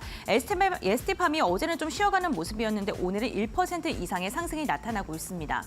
오늘 반도체 소부장 관련 기업들은 명확한 방향성을 보여주지 못하고 있습니다. 아무래도 대장주들의 흐름이 약하다 보니까 소부장단에 있는 기업들 역시나 힘을 쓰지 못하고 있는데 이러한 가운데서 특이한 게 HPSP가 1%에 가까운 오름세를 보이고 있다는 겁니다. 이와 반대로 원익 IPS 같은 경우 2% 이상 빠지고 있다는 점 체크해 보셔야 될 것 같습니다. 그렇다면 시장을 주도하고 있는 업종은 어떤 업종일까요? 업종별 상승률 함께 확인해 보시죠. 네, 오늘 철강 금속이 무려 7% 이상의 강한 상승이 나오고 있는 상황이고요. 지금 자동차 업종도 3%가량의 오름세가 나오면서 매기세가 확실히 쏠려 있다는 게 업종별 상승률을 보게 된다면 확인되고 있습니다. 조선업종의 흐름도 괜찮다라고 말씀드렸죠. 조선업종 2.9%가량의 강한 상승 나오고 있습니다. 오늘 경기 민감주뿐만 아니라 증권사와 금융과 같은 PBR 관련 기업들의 흐름도 괜찮습니다. 기술주보다는 좀 안정적인 그리고 경기 민감주 정부와 함께 협업하는 그러한 업종군들을 중심으로 해서 오늘 강한 매기세가 쏠리고 있는데 이러한 시장 속에서 전문가들은 어떠한 투자점을 좀 집중 있게 보고 있을지 지금부터 알아보도록 하겠습니다. 자, 시장 그래도 선방하고 있습니다. 장 초반보다는 양시장의 상승 탄력이 조금씩 올라가고 있는 상황인데요. 코스피는 지금 0.4% 정도 상승세로 올라왔습니다. 코스닥도 역시 0.4% 가까이 상승세가 나타나면서 일본 니케이 지수가 약보합권 수준에 그치는 것에 비하면 우리 시장 그래도 오늘 연휴 앞두고 나서 조금의 반등이 더 나오고 있는 상황입니다. 자, 수급 상황 보겠습니다. 코스피에서는 여전히 외국인이 매도하네요. 어제 잠시 좀 매수로 전환했는데 오늘은 또 다시 1,200억 원 넘게 매도하고 있고 선물 시장에서는 그래도 외국인이 매수세를 이어가고 있습니다. 기관과 개인만이 현물 시장 코스피에서 매수하고 있고 반면에 코스닥 시장에서는 외국인 매도하고 기관도 함께 매도하면서 조금의 상승 탄력이 조금 덜 나오고 있네요. 코스피보다는. 개인 투자자들은 양시장에서 여전히 매수하고 있습니다. 원달러 환율도 보겠습니다. 원달러 환율은 1,330원대로도 내려온 상황이고 1,336원대에서 출발해서 1,335원 이 근방을 왔다 갔다 하고 있는 상황입니다. 자, 그럼 시장의 분위기를 좀 더 자세하게 살펴볼게요. 박수범 대표님과 확인해 볼 텐데, 자, 연휴 앞두고 일단은 어느 정도 선방을 하고 있습니다. 어떻게 저희가 포지션 잡고 연휴를 대비해야 될까요? 네, 아무래도 이제 연휴가 좀 길다 보니까 많은 분들이 지금 이제 시장 참여를 하시는 분들도 있으실 거고 시장 참여를 오늘 하지 않고 이제 쉬시는 분들도 많이 있으실 겁니다. 아무튼 오늘 마지막 거래일이다 보니까 연휴를 앞두고 그렇지만 지금 이제 시장을 보게 되면 상당히 강하게 움직임을 좀 보여주고 있는 업종들이 많이 있고 종목들도 많이 발생하고 있는데 특히나 대형주 쪽에서 보면 이제 고려아연 같은 경우에도 지금 이제 68만 원까지 좀 올라오면서 지금 23%나 좀 올라왔어요. 이게 이제 MBK 쪽에서 MBK 파트너스 이제 사모펀드죠. 사모펀드 쪽에서 지금 이제 최대 주주로 이제 등극할 수 있고 공개 매수를 이제 66만 원 얘기가 좀 나왔습니다. 뭐 그러다 보니까 지금 66만 원보다는 더 주가가 올라와 있는 상태이긴 하지만 이 부분이 지금 이제 고려아연 그동안 어떻게 보면 이제 상당히 지금 자산 가치 대비해서 저평가되어 있는 부분들도 있었고 뭐 여러 가지 좀 노이즈가 좀 발생했던 부분들도 있다 보니까 주가가 그렇게 크게 뭐 탄력 있게 움직이는 모습들은 아니었는데 이번 MBK에서 이렇게 인수를 한다라면 단기적인 상승 흐름들 좀 기대해봐도 좋지 않나. 그리고 MBK 같은 경우는 우리나라의 많은 기업들을 또 인수했다가 다시 재매각했다 하면서 상당히 몸집을 키운 사모펀드 중에 우리나라 대표적인 사모펀드 중에 하나입니다. 그렇기 때문에 뭐 그 부분들이 좀 긍정적인 투자 심리를 긍정적으로 만들어주면서 고려아연을 좀 급등시키고 있다. 하지만 공모가가 66만 원이기 때문에 66만 원 이상에서는 좀 대응하기는 좀 부담스럽기 때문에 다들 그 투자자분들 그 부분 좀 기준점을 잡고 대응해 보시기 바랍니다. 자, 그리고 지금 현재 현대제철이라든지 현대모비스라든지 지금 현대차도 마찬가지고 지금 오토에버도 마찬가지지만 현대글로비스도 마찬가지고 현대그룹주들이 다들 지금 상승 분위기를 만들어주고 있습니다. 이 흐름들을 보여주는 이유는 어제 얘기가 좀 나왔던 게 이제 현대차와 그리고 GM, 제너럴 모터와 지금 현재 MOU를 체결했어요. 서로 간에 MOU를 체결했는데 그 부분들이 아무래도 지금 현재 현대차 그룹에는 이건 긍정적인 신호다. 라고 지금 현재 좀 판단을 하고 어제부터 좀 물량이 좀 들어오기 시작했거든요. 외국인들이 계속해서 매도하던 포지션에서 어제 처음으로 정말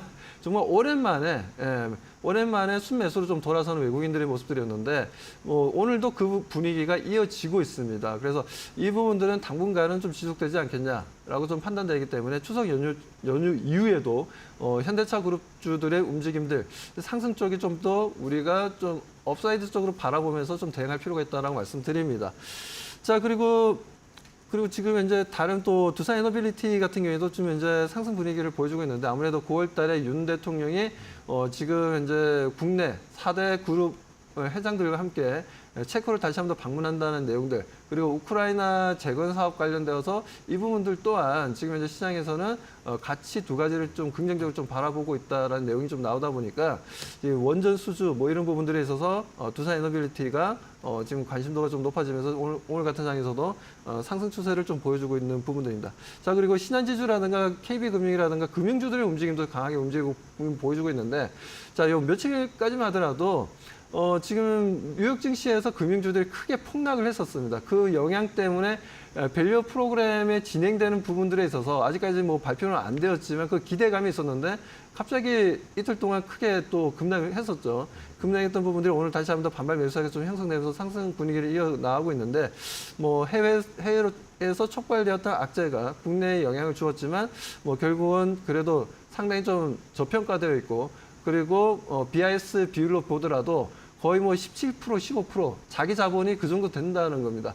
과거에는 뭐 5% 이상만 되어도 건실하다라고 금융회사들을 좀 판단하는 부분들이었는데 지금은 거의 뭐 자기 자본율이 너무나 높기 때문에 뭐 그렇다면 이제 배당에 대한 기대감 그리고 여러 가지 밸류업 쪽에서도 아직까지는 좀 기대해 볼 만한 부분들이 있다라는 관점에서 많은 투자자들이 관심을 가지고 대응하고 있다라고 보시면 될 것 같습니다. 네.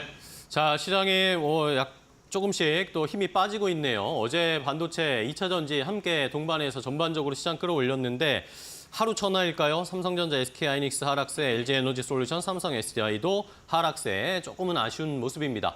자, 그렇다면 신일섭 위원님은 지금 연휴 전에 이제 시장 분위기 어떻게 좀 해석하고 계신가요? 네, 반도체랑 2차 전지는 얘기한 대로 둘 다 지읒탕에 빠졌기 때문에 네. 계속 눈이 얘기 드렸습니다. 엔비디아와 테슬라가 쿨타임을 가져야 돼서 거기서 누가 시속 게임에서 손드느냐는 별 의미가 없다고 말씀드렸어요. 기술적으로 다 깨졌기 때문에. 그리고 오늘 고려아연이 거의 다 흔들고 있는 겁니다. 이거 지금. 고려아연하고 영풍이 동시에 상한가 가는 거는 거의 보기 드문 일인데 우리 시장에서 이 경영권 분쟁 제일 좋아하잖아요. 금호그룹에도 있었고, 그렇죠? 한미약품그룹에도 지금 일어나고 있고. 지금 고려아연하고 영풍하고 지금 결국에는 이거 싸움인데 이 왜 그러냐면 창업주가 2명이에요. 이거 옛날에 전래동화 같은 데도 많이 나오지 않나요? 창업주 2명이 사이좋게 이제 경영을 해서 잘 가꾸다가 이제 그 사람들이 늙고 이제 재벌 2, 3세로 가잖아요. 그럼 이제 거기서 욕심이 생겨요. 젊은 애들이. 그쵸? 거기서 결국에는 또 사모펀드가 한 명이 또 들어와가지고 분탕질을 치면서 거기서 백기사, 흑기사가 나눠지죠. 그러니까 지금 고려아연의 지금 3대 주주가 HMG잖아요. 그게 현대차, 기아, 현대모비스가 합작한 해외법인이에요. 그리고 LG도 백기사고요. 지금 다 그것만 움직이고 있는 겁니다. 현대차, 기아, 현대모비스, LG 그리고 한화도 갖고 있거든요. 한화, 고려아연, 영풍 지금 전부 고려아연 그 사모펀드가 들어와서 지금 이 수싸움을 벌이는 게 관련된 이 객원들 있죠. 그 객원들 위주로 다 움직이는 겁니다. 철강금속 업종이나 자동차 업종이 업황이 좋아서 움직이는 게 아니고 고려아연이 지금 다 흔들고 있는 것이고 결국에는 지금 이거는 뭐 어떻게 할 수가 없습니다. 저게 분쟁이 더 가서 더 갈 수도 있고 근데 이미 미리 어제 갖고 있었던 사람들이 그렇죠? 이득이죠. 영풍이 이미 상한가에 가서 살 수도 없고요. 지금은 역시 뭐가 중심이냐면 제바뷰가 중심입니다. 제약바이오 뷰티. 이게 결국에는 오파동이 나오느냐 마느냐의 지금 갈림길이거든요. 일단 맏형부터 볼게요. 그러니까 결국 지금 이번 달에 조정 나올 때 사야 된다는 거죠. 만약 상승이 나온다면은. 지난달에 유한량이 급등했을 때 못 샀다면 이번 달에 약조정이 나오고 거래량이 줄어들 때 사야 된다는 거예요. 그러면 이제 추석 연휴 지나고 10월 달에 다시 급상승이 나올 가능성이 있기 때문에 그렇죠? 한 번의 상승으로 끝나지 않겠죠. 자, 유한양행이 지금 이 길을 텄고 유한양행은 지금 지난달의 양봉에 비해서 살짝 지금 쉬고 있는 아주 양호한 모습이고요. 그 후속으로 지금 HK 이노엔이라던가 종근당 그리고 녹십자 이런 게 지금 미국 시장을 두들겨 볼 만한 아이템을 갖고 있는 업체들이라고 얘기를 했죠. 그다음에 코스닥은 알테오젠이 시가총액 1위로 가는 게 상징적인 의미라고 2위를 할 때부터 그렇죠. 에코프로비움하고 시가총액 차이가 많이 날 때부터 얘기를 계속 드렸습니다. 왜냐하면 그 당시에 에코프로비움이 주춤거리고 있었고 시가총액 차이가 꽤 났음에도 불구하고 알테오젠의 기세가 엄청나게 기세 등등했기 때문에 이런 게 약간 확률적으로 가능했습니다. 그래서 지금 알테오젠이 1위를 지금 차지하고 계속해서 벌리고 있고 지금 이렇게 되면 여러 가지 부분이 있죠. 선택할 수 있는 부분이. 알테오젠, 리가켄바이오, 그리고 ABL바이오, 펩트론, 인벤티지랩 이런 플랫폼 기술 수출을 하는 업체들을 선택을 하던가 아니면 지금 아직도 불씨가 살아있는 HLB 있죠. HLB가 신약 승인을 받을 가능성이 있습니다. 그렇게 되면 HLB도 두 번째 다시 상승을 시작해서 정고점 돌파 가능성이 또 있겠죠. 네. 신약에 관심 있으신 분은 그쪽으로 가시면 될 것 같고요. 그다음에 우리가 또 얘기 나눴던 것들이 있잖아요. CDMO. 여기로 지금 몰린다고 했죠. 결국 삼성바이오로직스에서 SK바이오팜까지. 그다음에 뭐 했죠? 우리 방사성 의약품. SK바이오팜, 동아 ST까지. 우리가 얘기 나눴던 모든 바이오의 이 다양한 이슈들에 관련된 제약바이오 다양한 종목들 골고루 공략을 해보시기 바랍니다. 네, 알겠습니다. 자, 이렇게 반도체 2차 전지가 다시 쉼으로 전환이 됐습니다. 이런 상황에서 다시 이제 제약바이오가 시장에서 부각을 받고 있는 모습, 오늘 시장의 양상이 전체적으로 좀 요약이 됐는데요. 자, 그럼 시장에서 어떤 종목과 업종, 투자자들이 관심 갖고 있는 것들을 좀 체크해 보겠습니다. 고은배 앵커와 함께 확인해 보시죠. 국내 증시 개장한 지 17분여가 흐른 상황입니다. 싱크풀을 통해서 조금 더 자세한 투자자들의 검색 빈도가 높은 섹터 알아보겠습니다. 오늘 투자자들의 검색 빈도는 딥페이크를 향해 쏠리고 있는 모습입니다. 아무래도 전 세계적으로 딥페이크 문제가 확산되면서 규제가 더 강화되고 있는 상황이죠. 오늘 관련 섹터 시세를 좀 분출하고 있는 모습이 나타나고 있고요. 딥페이크와 연동돼서 보안 관련 섹터에 대한 검색도 굉장히 많이 하고 있습니다. 지금 딥페이크를 막기 위해 보안 관련된 중요성이 점점 더 커지고 있고 자동차를 구매할 때도 소프트웨어가 점점 더 많아지고 있기 때문에 보안 인증을 필수적으로 하는 시대가 찾아오고 있습니다. 그로 인해서 오늘 그 모멘텀이 부각을 받으면서 매수세가 이어지고 있는 상황입니다. 저 PBR 관련 기업들 흐름 개장 직후에 괜찮은 모습입니다. 이제 투자들의 관심 빈도도 은행과 보험으로 쏠리고 있는데 국민연금이 주주 가치를 제고하는 기업에 대한 투자를 확대하겠다라는 기업의 밸류 프로그램에 참여하겠다는 의지를 내비치면서 이로 인해 오늘 다시금 저 PBR 관련 기업들, 밸류 프로그램에 참여하는 기업들이 주목을 받고 있는 것으로 보입니다. 조선주들 오랜만에 반등하고 있습니다. 조선주들이 이 파업에 대한 부담감 속에 최근 주가가 좀 흘러내리는 모습이 나타났습니다. 그런데 오히려 금융권에서는 실적에 대한 기대감은 지속되고 있고 조정을 매수의 기회, 비중 확대의 기회로 삼아야 된다라는 투자 제언이 나오면서 이로 인해 조선주들 오랜만에 반등하고 있는 모습이고요. 자동차 관련 섹터의 검색 빈도도 굉장히 높습니다. 아무래도 현대차와 GM의 동맹이 오늘 자동차 섹터의 훈풍으로 이어지고 있는 것으로 보입니다. 이렇게 투자자들이 많이 검색하는 섹터 한번 확인해 봤고요. 이데일리 스핀을 통해서 그렇다면 시장이 주도하고 있는 종목은 어떤 건지 함께 살펴보겠습니다. 먼저 상승률 상위 종목부터 확인해 보시죠. 상승률 상위 종목을 보게 된다면 지금 그룹주들이 줄지어 이름을 올리고 있다는 게 특징적입니다. 앞서서 전문가님들께서도 투자 포인트를 짚어주셨는데 경영권 분쟁이 주가 급등으로 이어지고 있습니다. 영풍정밀 그리고 고려아연인데요. 영풍정밀, 영풍재지 전부 다 가격 제한폭 아니면 20% 이상의 강한 상승 나오고 있고 고려아연 역시나 19%가량의 오름세가 확인이 되고 있습니다.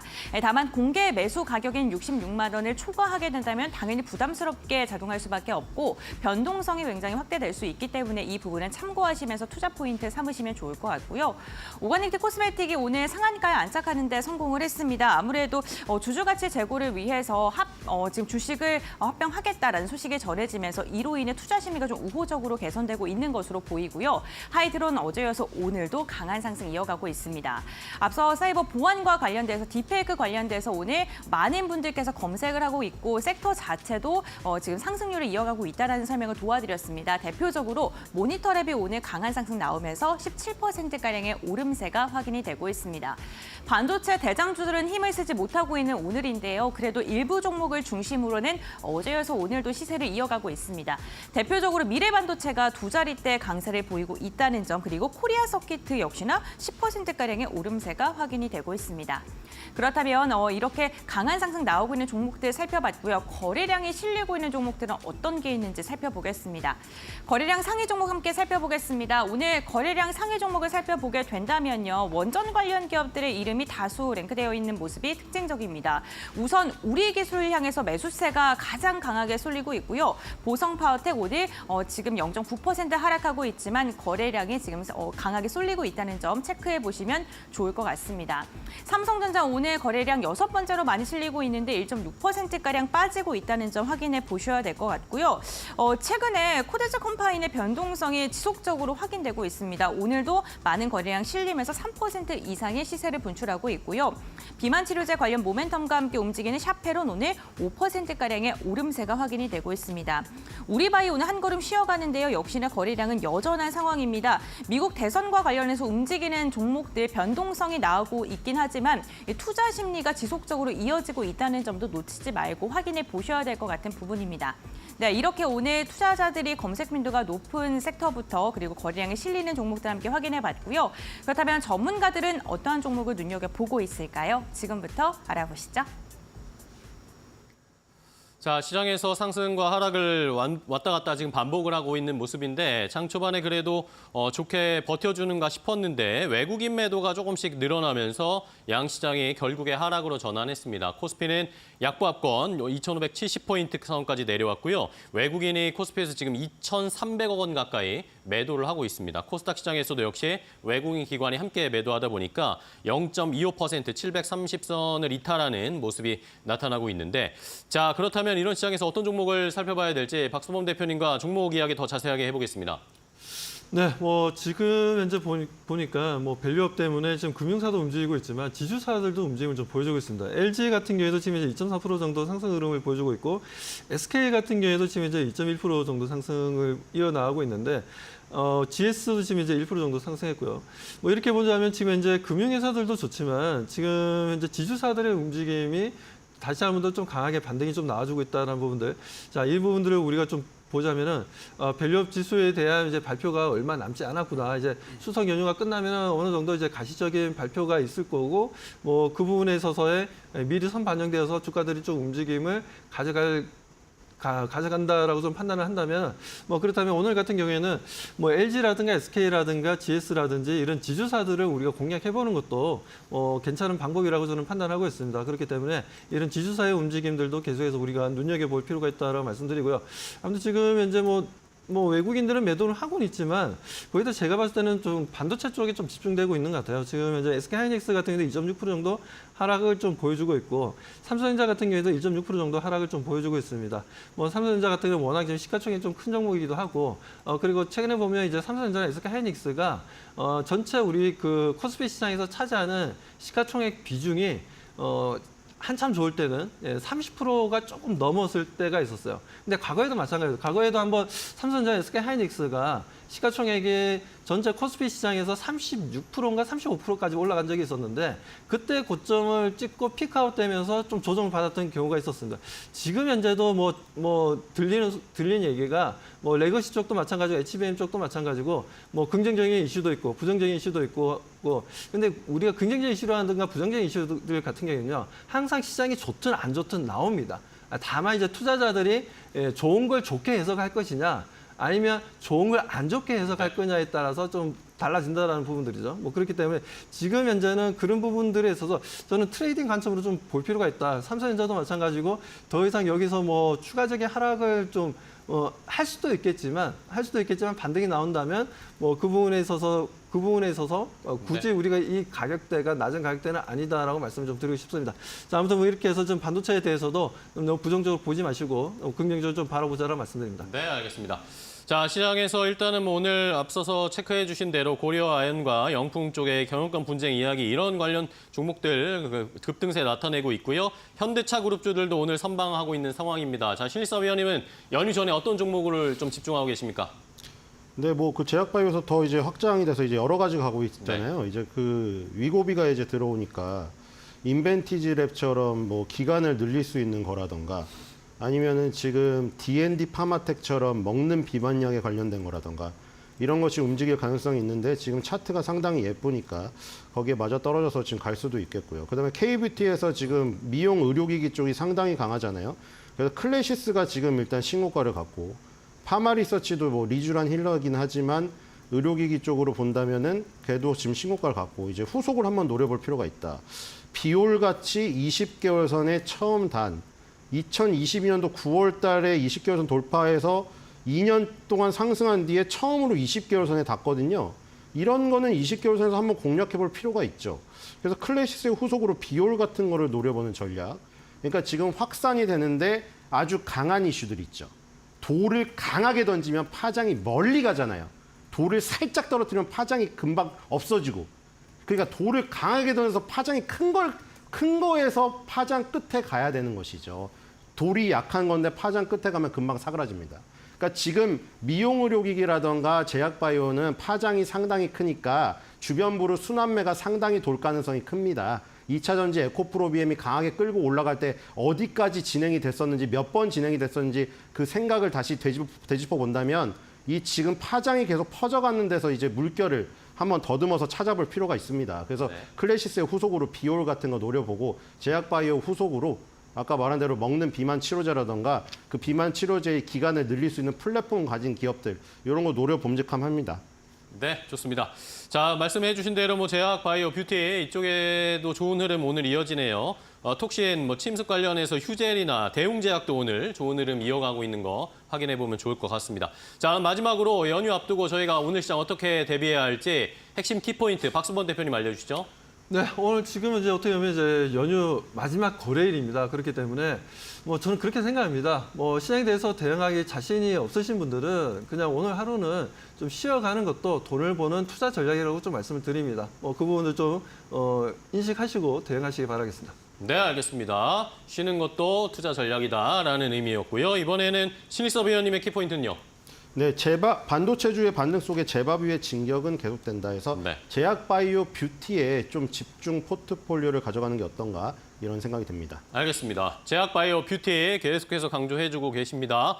자, 오늘 시장에서도 오늘 연휴 앞두고 좋은 전략으로 잘 마무리 지어보도록 하겠습니다. 오늘 개장 상황 함께 체크해 주셔서 감사하고요. 연휴 잘 쉬시고 다음 주에 두 분 또 뵙도록 하겠습니다. 오늘 고생 많으셨어요. 고맙습니다.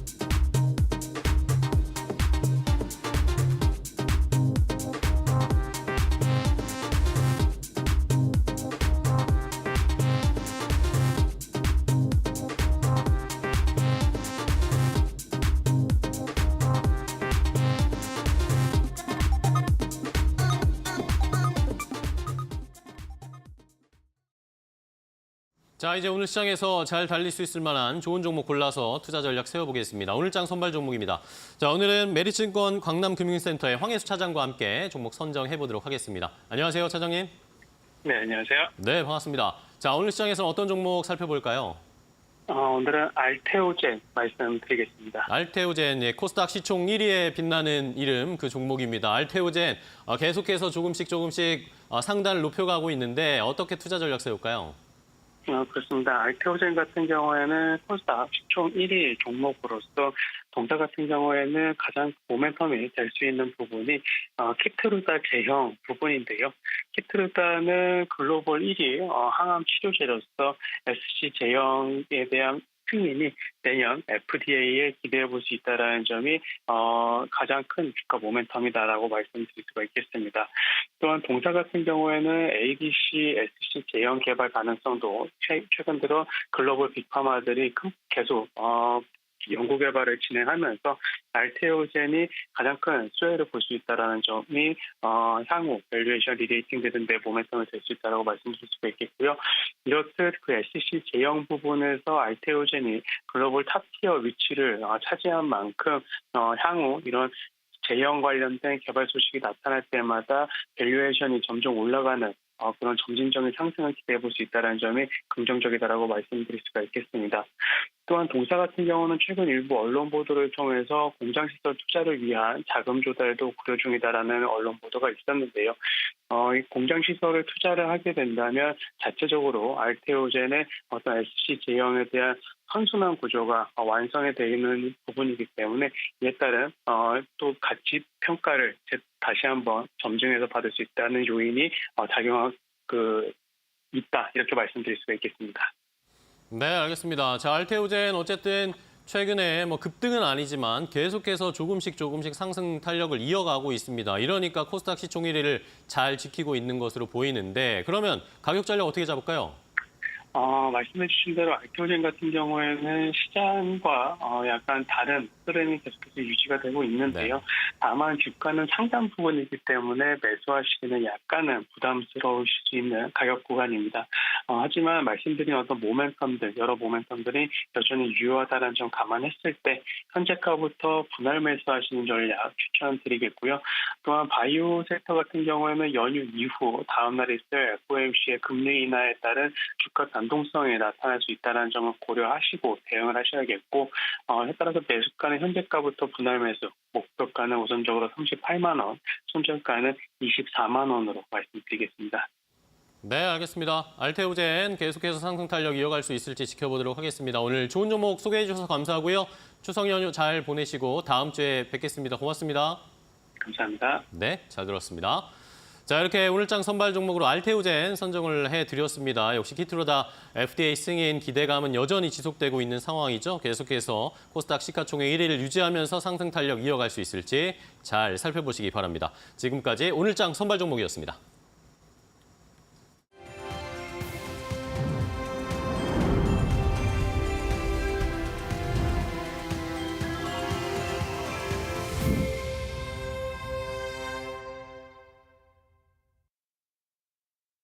투자 수첩 말말말 시간입니다. 오늘 이 시간은 한 주간 나왔던 주요 인사들의 발언 가운데 돈이 될 만한 힌트를 찾아보는 시간입니다. 오늘 이 시간 타키온 뉴스의 조호진 대표와 함께하겠습니다. 안녕하십니까? 예, 안녕하세요. 네, 반갑습니다. 먼저 첫 번째 인사의 발언부터 확인하고 오겠습니다.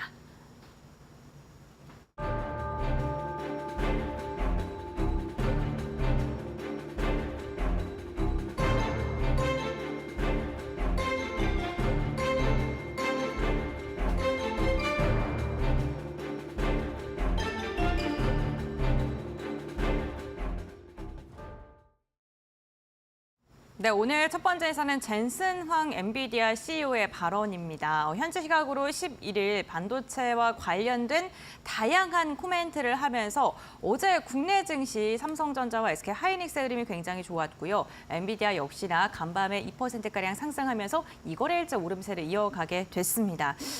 우선 이 발언을 좀 뽑으신 이유 궁금합니다. 예, 일단은 그 23년도부터 사실 전 세계 증시를 미국 증시, 한국 증시를 갖다가 주도한 것은 이제 엔비디아인데 네. 엔비디아에 대해서 이제 한 여름부터 이제 회의론이 돌았던 것은 그렇게 많은 엄청난 투자를 했는데 실제 돈을 벌어들이거든요. 이게 하나가 있고 두 번째는 엔비디아의 매출 성장률이 꺾이고 있다. 매출 자체는 성장을 하고 있는데 매출 성장률 자체 꺾이고 있으니까 거기에 대해서 이제 멀티플을 그대로 주는 게 맞느냐 이런 맥락에서 엔비디아가 주가가 막 급등락을 반복했습니다. 그런 어떤 의문이 있는 상황에서 젠슨 황 CEO가 이제 이틀 전에 샌프란시스코에서 이제 골드만삭스가 이제 주최한 컨퍼런스에서 이런 요지의 발언을 했습니다. 그래서 그 전체적인 개요는 이제 아까 좀 전에 말씀하신 대로 그 블랙웰 지금 잘 팔고 있는 허퍼에 대한 H100, 200이 아니고 블랙웰에서 연급을 하면서 시장에 대한 수요가 너무 많다. 근데 그 수요를 우리가 다 공급을 못 해주겠다. 그러다 보니까 고객사들이 좀 전에 말씀하신 대로 감정적으로 대응하겠다고 얘기하는데 거기서 더 추가로 이제 우리가 눈여겨봐야 될 워딩은 뭐냐면은 감정적으로 되게 날카로워져 있다. 누가? 고객사들이. 왜? 블랙웰을 못 받을까 봐. 그러면 그걸로 사실은 블랙웰에 대한 어떤 시장의 매출 그 평가는 사실은 다 끝난 것이 아닌가라고 생각을 합니다. 그렇다면 아까 제가 처음에 말씀드린 엔비디아의 주가가 내려갔던 두 요인 중 하나가 사실 매출 성장이 꺾이고 있다는 건데 H100에 대해서는 이제 어느 정도 시장에서 이제 많이 샀으니까 꺾일 수 있다고 보는데 H100 다음 버전, H100보다 훨씬 이제 기능이 좋아지고 전력 소모가 줄어든 그 비백에 대해서 블랙웰에 대해서 사실 시장 수요가 H100보다 더 많고 그 정도로 만약에 아니 팔려고 하는 사람이 많이 팔아서 그 생산해서 많이 팔면 좋지 않겠습니까? 그래서 우리 다 주려고 그러는데 그 고객이 사실은 우리는 최선을 다해야 되는데 고객이 너무 많다 보니까 우리한테 그 정확한 워딩은 이제 텐스였습니다. 날카로워졌다 이런 워딩이었는데 사실은 이제 젠슨 황 입장에서 아주 좋은 비명이죠. 우리는 그 고객 요구를 다 못 도와주니까 좀 미안하기도 하고 이런 상황이야. 이렇게 이제 돌려서 말을 했습니다. 그 결국 이거는 그 발언이 사실은 이제 월가에 전해지면서 그 어저께 이제 그 CPI가 예상치는 똑같았지만 조금 더 낮길 원했습니다. 왜냐하면 그러면 이제 18일 날 FOMC 열리면서 50bp를 갈 수 있는 그런 근간이 마련되니까 근데 그보다는 딱 평균 딱 예상치였거든요. 그러니까 이제 어저께 미국 시장이 오늘 새벽 말고 어저께 미국 시장이 장 시작하자마자 1.5% 내려가면 시작했는데 이 젠슨 황 발언이 전해지면서 갑자기 반등을 하면서 그 엔비디아가 8% 이제 급등으로 종결이 됐습니다. 그러니까 결국 젠슨 황에 대한 발언은 우리가 예상은 했지만 실제로도 그러니까 블랙웰에 대해서 이제 수요가 많고 잘 팔리고 있다. 그러면 이제 엔비디아 주가가 다시 예전으로 돌아갈 수 있다라고 이제 볼 수가 있습니다. 네, 예전으로 돌아갈 수 있다라는 언급을 해주셨는데 엔비디아 그동안 좀 눌렸었잖아요. 네, 예. 주가 위치 정도가 어느 정도였습니까? 그러니까 사실 엔비디아가 네. 한참 잘 나갈 때는 네. 우리가 보통 주가의 고평가, 저평가 얘기할 때 이제 PBR, PER인데 엔비디아 같은 이제 초고속 성장 기업은 PER로 따져야 되는데 엔비디아가 한창 잘 나갈 때는 PER에 50 미만이었어요. 네. 47, 48이었는데 그러니까 지금도 5년 평균의 그 엔비디아 평균 PER은 47이에요. 근데 이번에 주가가 폭락을 하면서 엔비디아 PER이 30이에요. 30이 사실 얼마나 높은 거냐 나쁜 거냐 이렇게 우리가 비교를 해야 되는데 마이크로소프트보다 엔비디아 PER이 낮았어요. 그러면 사실 마이크로소프트도 AI에 대해서 긍정적으로 역동적으로 잘 반응을 해서 한 시총 1위까지 올라갔던 기업인데 아니 그래도 그 생성형 AI 근간이 되고 있는 엔비디아 PER이 마이크로소프트 낮다는 건 사실은 너무 과매도다라고 볼 수가 있고 이런 맥락에서 사실 젠슨 황의 발언이 전해진 것도 있고 그다음에 아까 말씀드린 엔비디아 PER이 5년 평균이 47, 48인데 지금 이제 평균이 지금 그 1년치 포워드를 받아들이면 이제 PER이 30이다. 이건 너무 저평가다. 이런 것들에 대한 복합적으로 이제 시각이 반영되면서 어저께 8%, 오늘 마무리한 엔비디아는 2%로 이제 상승으로 마감했습니다. 이런 것들을 종합적으로 봤을 때 엔비디아는 당분간 그대로 가지 않을까 싶고 지금 화면에 보시는 그 차트를 보면은 그 어저께 이제 그 엔비디아가 이제 8% 올라가면서 우리에 관련된 기업들이 있습니다. 이게 SK하이닉스, 한미반도체인데 SK하이닉스, 한미반도체도 역시 SK하이닉스 딱 특이하게 엔비디아가 8% 올라니까 SK하이닉스도 어저께 8% 올라갔어요. 그리고 이제 한미반도체 그보다 못하게 5.3% 올라갔는데 삼성전자도 떨어진 않았는데 그래도 8%에 비해서 턱없이 부족하다. 왜 그런지 다 아시겠죠. 왜냐하면 SK하이닉스는 이제 그 HBM3를 엔비디아 공급을 하고 있는데 삼성전자는 사실은 아직도 공급을 못 하고 있어요. 9월이 다 안 지나가긴 했는데 9월이 다 지나가면 3분기도 그냥 공치는 거거든요. 삼성전자 입장에서는. 근데 제가 한번 말씀드렸지만 빠르면 3분기, 보통 한 연말 정도로 예상을 합니다. 그러니까 삼성전자가 아직도 HBM 공급 못 하고 있기 때문에 어저께 이제 그 코스피가 반등을 했지만 삼성전자는 불과 1.7% 반등에 그쳤다. 삼성전자가 계속 52주 신저가를 갖다가 이틀 연속 내려갔다가 어저께 그나마 반등을 했는데 반등한 거는 전체적인 이제 센티가 좋아졌기 반등을 한 것이고 52주 신저가를 계속 내려간 이유는 아까 말씀드린 대로 HMS를 언제 납품하는 것이냐에 대한 실망감으로 매물이 나왔다 이렇게 이해하시면 되겠습니다. 네, 알겠습니다. 사실 젠슨 황 CEO의 발언도 엔비디아의 주가를 들어올리는 요인 중에 하나였지만 미국 정부가 엔비디아의 AI 칩 자체를 사우디에 수출하는 걸 검토하고 있다라는 이런 언론의 보도가 나온 것도 어쨌든 주가 상방으로 밀어올리는 영향을 했을 거라고 보거든요. 그렇죠. 네. 네, 그 부분도 되게 중요한데 무슨 말이냐면 엔비디아의 이제 H100, B100에 대한 칩들이 사실은 아까 말씀 빅테크들 무슨 뭐 마이크로소프트가 제가 알기로는 엔비디아 매출이 한 18% 정도를 차지하고 있습니다. 네. 그리고 이제 뭐 구글, 메타 등을 갖다 엄청나게 사들이 있고 뭐 아시겠지만 테슬라도 앨런 머스크의 테슬라도 이제 엔비디아 칩 엄청나게 사들이고 있는데 이런 민간 기업뿐만 외에도 사실 많은 각국들이 엔비디아 칩을 갖다가 사들이고 이제 원합니다. 근데 사우디아라비아랑 그 트럼프 아니 그 전에 지금 바이든 정부랑 사이가 좀 안 좋아요. 사이가 안 좋다 보니까 엔비디아 칩을 사실 엔비디아는 누구한테 팔고 싶죠. 뭐 중국에도 팔고 싶고 그런데 중국은 일단 막혀 있고 사우디가 이제 그 바이든 정부 사이가 안 좋으니까 사우디가 이제 계속 엔비디아와 미국 정부에다가 우리도 엔비디아 칩을 좀 갖길 원해라고 요청을 했는데 거기에 대해서 수출 허용을 하겠다는 게 아니고 검토 안 한다는 그 기사만으로도 엔비디아 8%를 만들었습니다. 그러니까 여기서 중요한 점 무엇이냐면은 사우디 같은 나라 어떤 나라입니까? 사우디가 중동의 국가이고 세계 최대의 원유 산유국 중에 하나인데 이런 국가가 뭐 굳이 AI가 어쩌고 생성이 AI가 어쩌고 이런 거 고민할 필요가 없을 것 같잖아요. 그럼에도 불구하고 차세대 사우디의 미래를 생각했을 때는 AI 칩이 필요하다, 엔비디아 칩이 필요하다는 국가적 결단을 내려서 아마 물밑에서는 바이든 정부에 엄청난 흡수를 하겠죠. 우리 엔비디아 칩이 필요하니까 좀 달라. 그러니까 이런 부국도 자원 부국도 사실 미래를 위해서 엔비디아 칩을 갖다가 대량으로 구매하고 싶어 한다.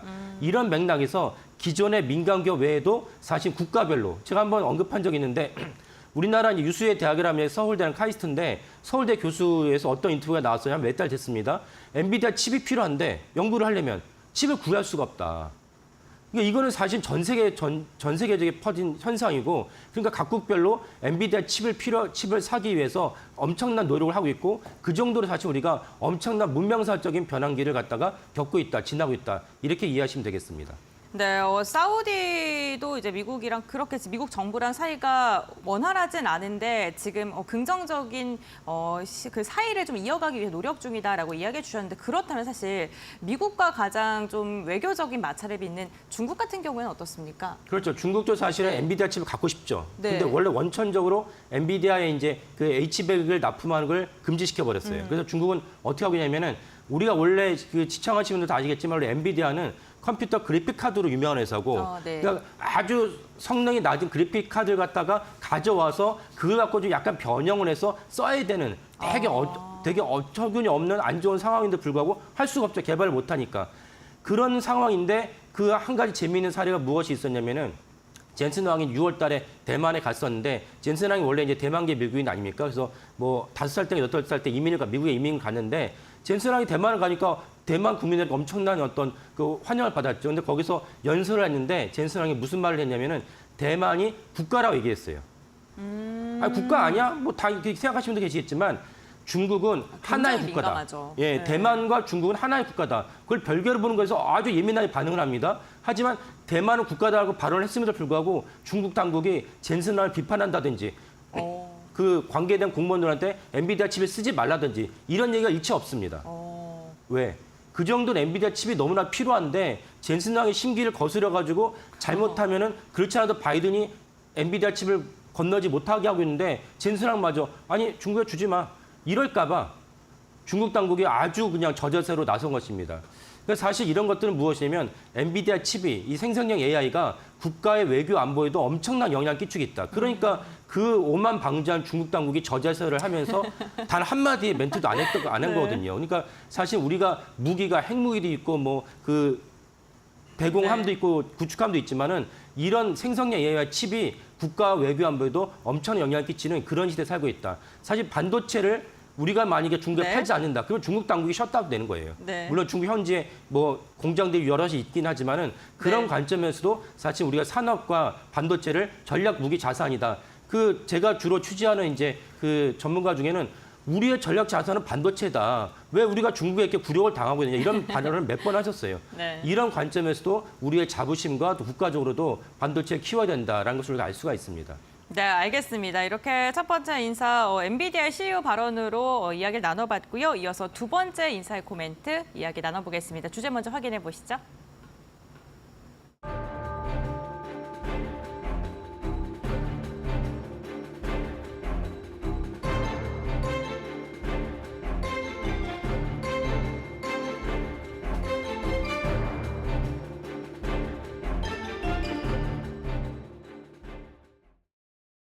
네, 두 번째로는요, 이제 K방산의 수출 다변화에 대한 이야기를 나눠보겠습니다. 앞서 엔비디아 말씀해 주시면서 생성형 AI가 어쨌든 외교 안보에 굉장히 중요한 역할을 하고 있다라고 말씀해 주셨는데 이번에 진짜 안보에 관련된 코멘트 한번 이야기 들어보겠습니다. 우선 규모가 굉장히 크더라고요. 네, 맞습니다. 이게 워낙 무기도 엄청난 고부가 가치 산업이기 네. 때문에 우리가 옛날에 보병들이 총알 탄을 하나 쓰는 것과 네. 지금 오늘 주제인 청군 같은 이제 패트리어트 미사일을 갖다가 그 구매를 하고 개발한 건 다른 차원의 문제입니다. 네. 그래서 이제 좀 전에 나왔던 얘기는 무엇이냐면은 이라크 국방부 장관이 중동 전문 군사 매체랑 인터뷰를 하면서 이라크가 천궁2를 갖다가 가져오겠다라고 이제 발언을 했다는 것입니다. 그냥 발언을 했다는 것은 예를 들면은 우리가 저도 이제 기자를 갖다가 거의 한 17년, 18년 하고 있지만은 어떤 소스 내가 익명으로 기사를 쓰고 싶은 경우가 있습니다. 왜냐하면 당사자가 거부를 하니까 잘못하면 네. 또 실명을 밝혔다가는 그 다음에 취재원과 관계가 너그러질 수 있기 때문에 익명으로 씁니다. 그래도 익명으로 쓸지라도 이 기사에 대한 신뢰를 바탕으로 주가가 반영하기도 하고 때로는 이제 전국에 엄청난 광풍이 일어나기도 하는데 이번에 중요한 건 무엇이냐면 그 매체가 이라크 국방부 장관이라고 명시를 했어요. 국방부 장관이 천궁2를 갖다가 가져오겠다 얘기했다는 것은 이건 사실상 확정했다 보면 되겠고 그래서 이 보도가 국내에 알려지면서 그날 이제 그 주요한 기업이 LIG 넥스원인데 LIG 넥스원의 주가가 또 급등을 했습니다. 그래서 이제 천궁2가 우리 국방 산업에서 어떤 영향을 끼치고 그리고 이제 이라크뿐만 아니라 사우디아라비아, 그 UAE 이미 벌써 두 군데에다가 수출했거든요. 그러면 중동의 하늘을 대한민국의 천궁2가 지키는 그런 어떤 셈이 되기 때문에 이거 역시 우리가 중요하게 봐야 될 대목이다라고 생각을 합니다. 네, 규모가 한 3조 5천억 원가량으로 지금 추산되고 있는데 그렇다면 천궁2가 어떠한 무기인지 한번 설명을 해주시죠. 예, 잠깐 아까 말씀드렸지만 패트리어트 미사일인데 패트리어트 미사일 하면 적국이 네. 우리나라 상공의 민간이든 군사 지역이든 가리꺼들 쐈을 때 그걸 하늘에서 요격할 수 있는 것이 패트리어트 미사일이고 그래서 우리가 옛날에 이라크 전쟁 때나 그때 네. 보면은 그 CNN 화면을 보면서 야, 진짜 미국 대단한 나라다라고 생각했는데 그거를 우리가 국산화한 것이 천궁2라고 보시면 됩니다. 그러니까 패트리어트 미사일이 있는데 천궁2가 별개로 이제 개발을 해서 우리가 패트리어트 미사일이 아닌 세계 각지에서 우리도 그런 방어 체계가 필요해라고 요청이 들어오니까 천궁2를 갖다 우리가 수출을 하고 있습니다. 그러면 이제 그 천궁2가 패트리어트 미사일보다 어떤 장점이 있길래 사실은 이라크, 사우디아라비아, 그다음에 UAE가 그 받아갔느냐라고 이제 관점이 있는데 가장 중요한 것은 패트리어트 미사일에 비해서 8분의 1 내지 5분의 1 가격입니다. 그러니까 이 패트리어트 미사일 천궁2의 그 특징이 뭐냐면은 군인이 총알을 쏘면은 소모적이죠. 한 번 쏘고는 그 총알을 갖다가 다시 또 쓸 수는 없잖아요. 그러면 이 천궁2 같은 대공 그 무사일 방어 체계 같은 경우는 한 번 쏘면은 그걸 끝입니다. 그럼 또 이제 그 미사일도 구매해 와야 돼요. 마치 소모점이죠. 소모품이죠. 그런 관점에서 가격이 중요한데 천궁2는 패트리어트 미사일에 비해서 성능은 그렇게 떨어지지 않는데 가격은 이제 8분의 1, 5분의 1이다. 그러니까 이제 각국별로 가성비가 좋고. 가성비가 아주 좋죠. 그러니까 각국별로 사우디나 뭐 이라크나 돈이 많아도 돈이 적어도 그러면 우리가 굳이 패트리어트 미사일이 아닌 천궁2로도 적군의 이제 어떤 침입을 막을 수 있다라는 맥락에서 적극적으로 이제 구매를 했다가 이해가 됩니다. 그럼 이렇게 수출을 많이 하고 세계적인 위상이 높아지는 만큼 주가도 뭐 반응을 하고 있을까요? 그렇죠. 그래서 네. 이 천궁2는 이제 뭐 LIG 넥스원, 하나 네. 디펜스, 하나 시스템 등이 아울러서 이제 만드는데 그중에서 제일 중요한 거는 이제 LIG 넥스원이고 그래서 LIG 넥스원이 사실은 그 때문에 주가가 많이 올랐습니다. 그래서 그 제가 한번 말씀드린 적이 있었는데 윤석열 대통령이 작년 10월 말에 그 사우디아라비아에서 갔다 오고 난 다음에 그 본인이 몇 번이나 얘기했어요. 우리가 사우디아라비아의 방산 시스템을 바꿨다. 근데 그게 뭔지는 얘기 안 했거든요. 왜냐하면 그 양국 간의 외교 안보랑 관련돼 있기 때문에 아마 엄청난 말을 하고 싶었겠죠. 근데 결국은 이제 2월 달에 신원식 장관이 사우디를 방한을 하면서 그때 이제 그게 천궁2라는 것이 알려졌어요. 그러면서 이제 차트를 보시면 알겠지만 2월 달에 보시죠. LIG 넥스원을 비롯해서 관련된 네. 주가도 올라갔습니다. 그래서 LIG 넥스원이 어제 종가 기준으로 했을 때 YTD가 56.27%, 그다음에 하나 에어로스페이스가 123%, 현대 로템이 85%인데 특이한 점은 같은 어떤 방산 기업인데 네. 한국항공우주 카이는 불과 2%에 불과하다. 이거는 한국항공우주에 대한 근본적인 좀 이렇게 짚어야 될 점이 있지 않을까 싶습니다. 네, 알겠습니다. 전 세계적인 기조가 방산비가 점점 늘어나고 있는 건데 이에 따라서 국내 기업들도 주가가 반응하고 있다는 점까지 이야기 들어봤습니다. 오늘 이야기 여기서 마무리하겠습니다. 고맙습니다. 예, 감사합니다.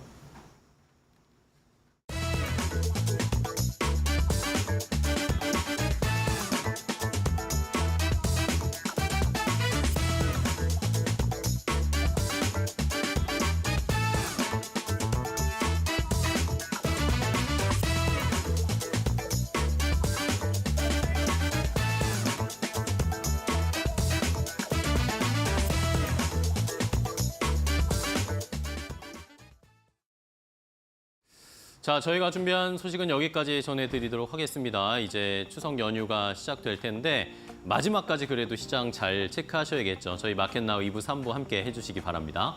네, 저희는 연휴 푹 쉬고요. 다음 주 목요일 날 여러분들과 함께하기 위해 찾아오도록 하겠습니다. 네, 추석 연휴 잘 보내시고요. 다음 주에 인사드리겠습니다. 시청해주신 여러분 고맙습니다.